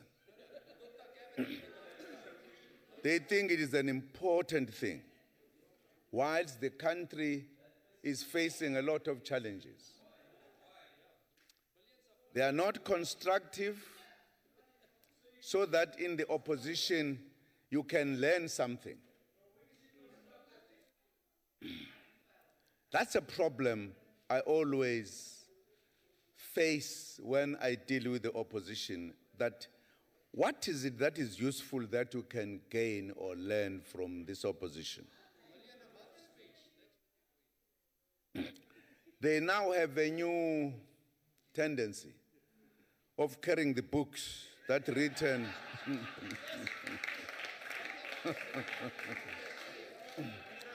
written by people who are speculating, rumors, allegations, and they actually believe are tested facts. Why they do so? Because they have nothing to say. So they've got to be mimicking the authors who have written some books. This country is faced with a big challenge. What do you do with such opposition parties? Really? We are dealing here with important matters of unity in this country. We are dealing with one of our leading leaders who led with clarity and became heroes. And they can't learn from that, because their focus is not to learn. Their focus is something else.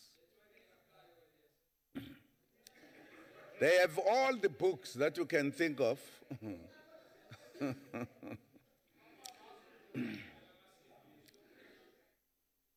You know, all they know is to stand up. Can I ask the question? Because they're always looking at the ANC.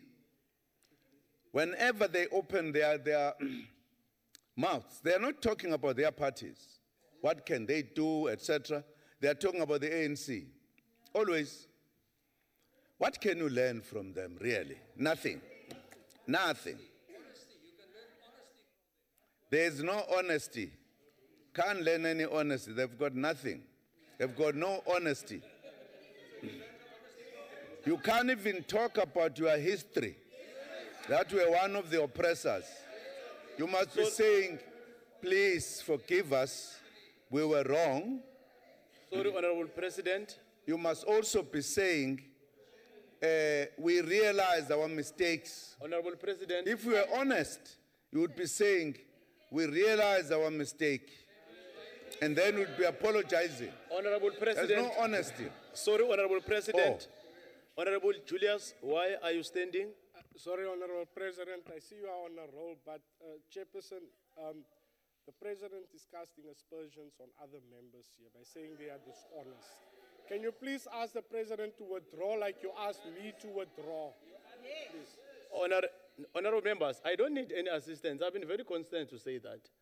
There is no aspersion. Let's allow the President to continue. Continue, Honorable President.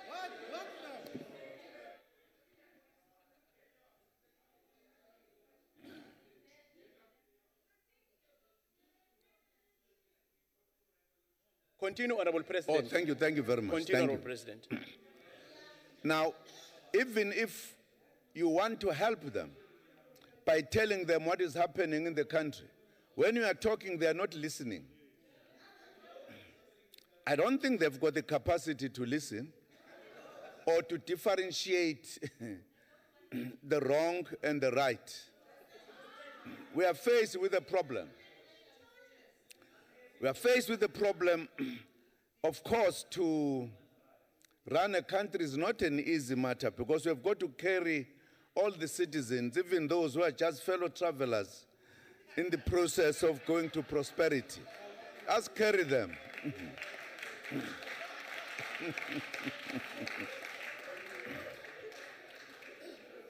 Firstly, the ANC government in this country since 1994 has had to deal with the problems created by apartheid.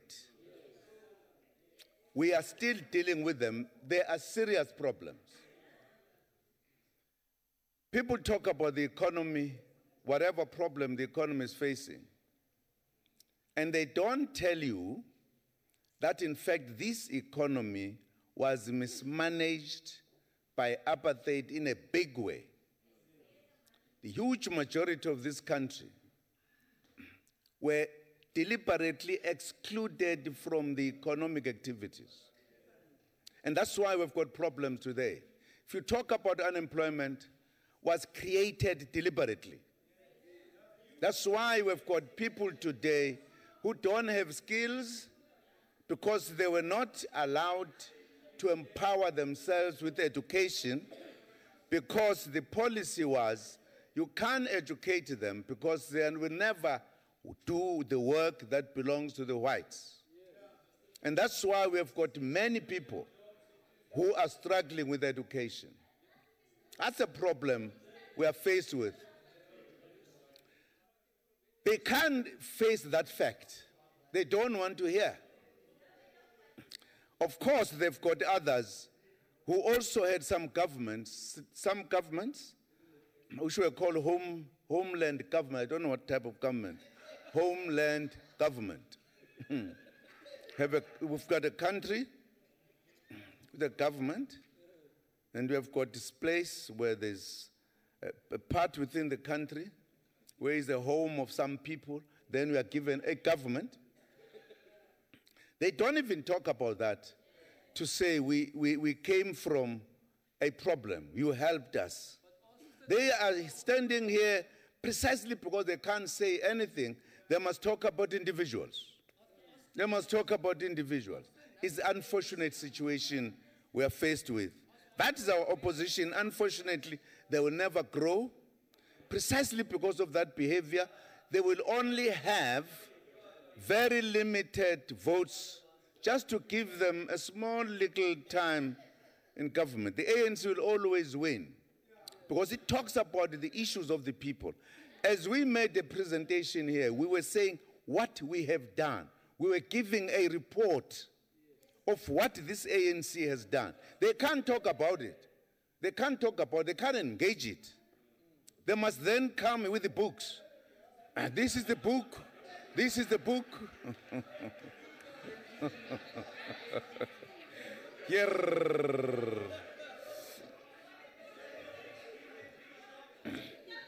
I would like, Chair, to thank the members who really discussed what we were about today, because it was important to appreciate where we come from. It was important to say we are here in our freedom, having moved from the struggle that was waged and led by our hero, President OR Tambo, who indeed was one of the architects of our democracy. We are indeed happy that we are finishing the celebration of his centenary. And therefore we had to give a report of what we have done as the organization that he led, our caring of the poor people, what we do with legal resources to deal with the plight of the poor. And this is what we do. And this is what is the report we're giving in the NCOP today to the country through this house. And I'm happy that there are people who came and made serious contributions to that effect. In other words, who engaged the issues of this country, the issues of life of this country, the conditions of our people. Parliaments are here not to joke, to come here and talk about anything under the sun. It's a place to discuss the problems of this country and say, what are the alternatives? If you think the ANC is not doing well, what can you do? Dololo. Nothing. Dololo. The debate must be a real debate. That's what we must do. We must debate the issues of the country, the issues of the region. For an example, the region, we have taken a decision as the region SADC to industrialize the region, and we are doing so. Those who wanted to know what are we doing in SADC, we are doing so to change the quality of lives. South Africa today can participate with the region to develop the economy, to change the quality of lives. In the past, South Africa was there to bomb them. Always. That's a problem. Now, people who know that, they can't discuss anything. So they try to find out. They try not to sleep, reading the books. All the lies and speculations and imagination of people. And then, that's become the politics. The politics to use here. What is the book, you know? This book, can you say no to this book? Here, novels. It is people who sit down and just think, and composition of people, they compose things. Unfortunately, we have a problem. So, Chair, I was very satisfied, particularly with the quality of the debate of the ANC members. I'm very happy, very happy. They add value. They added value in the discussions. And I'm very happy, and I'm sure the people of this country were listening. And they know who to vote when time comes. Thank you very much indeed. Thank you, Chair.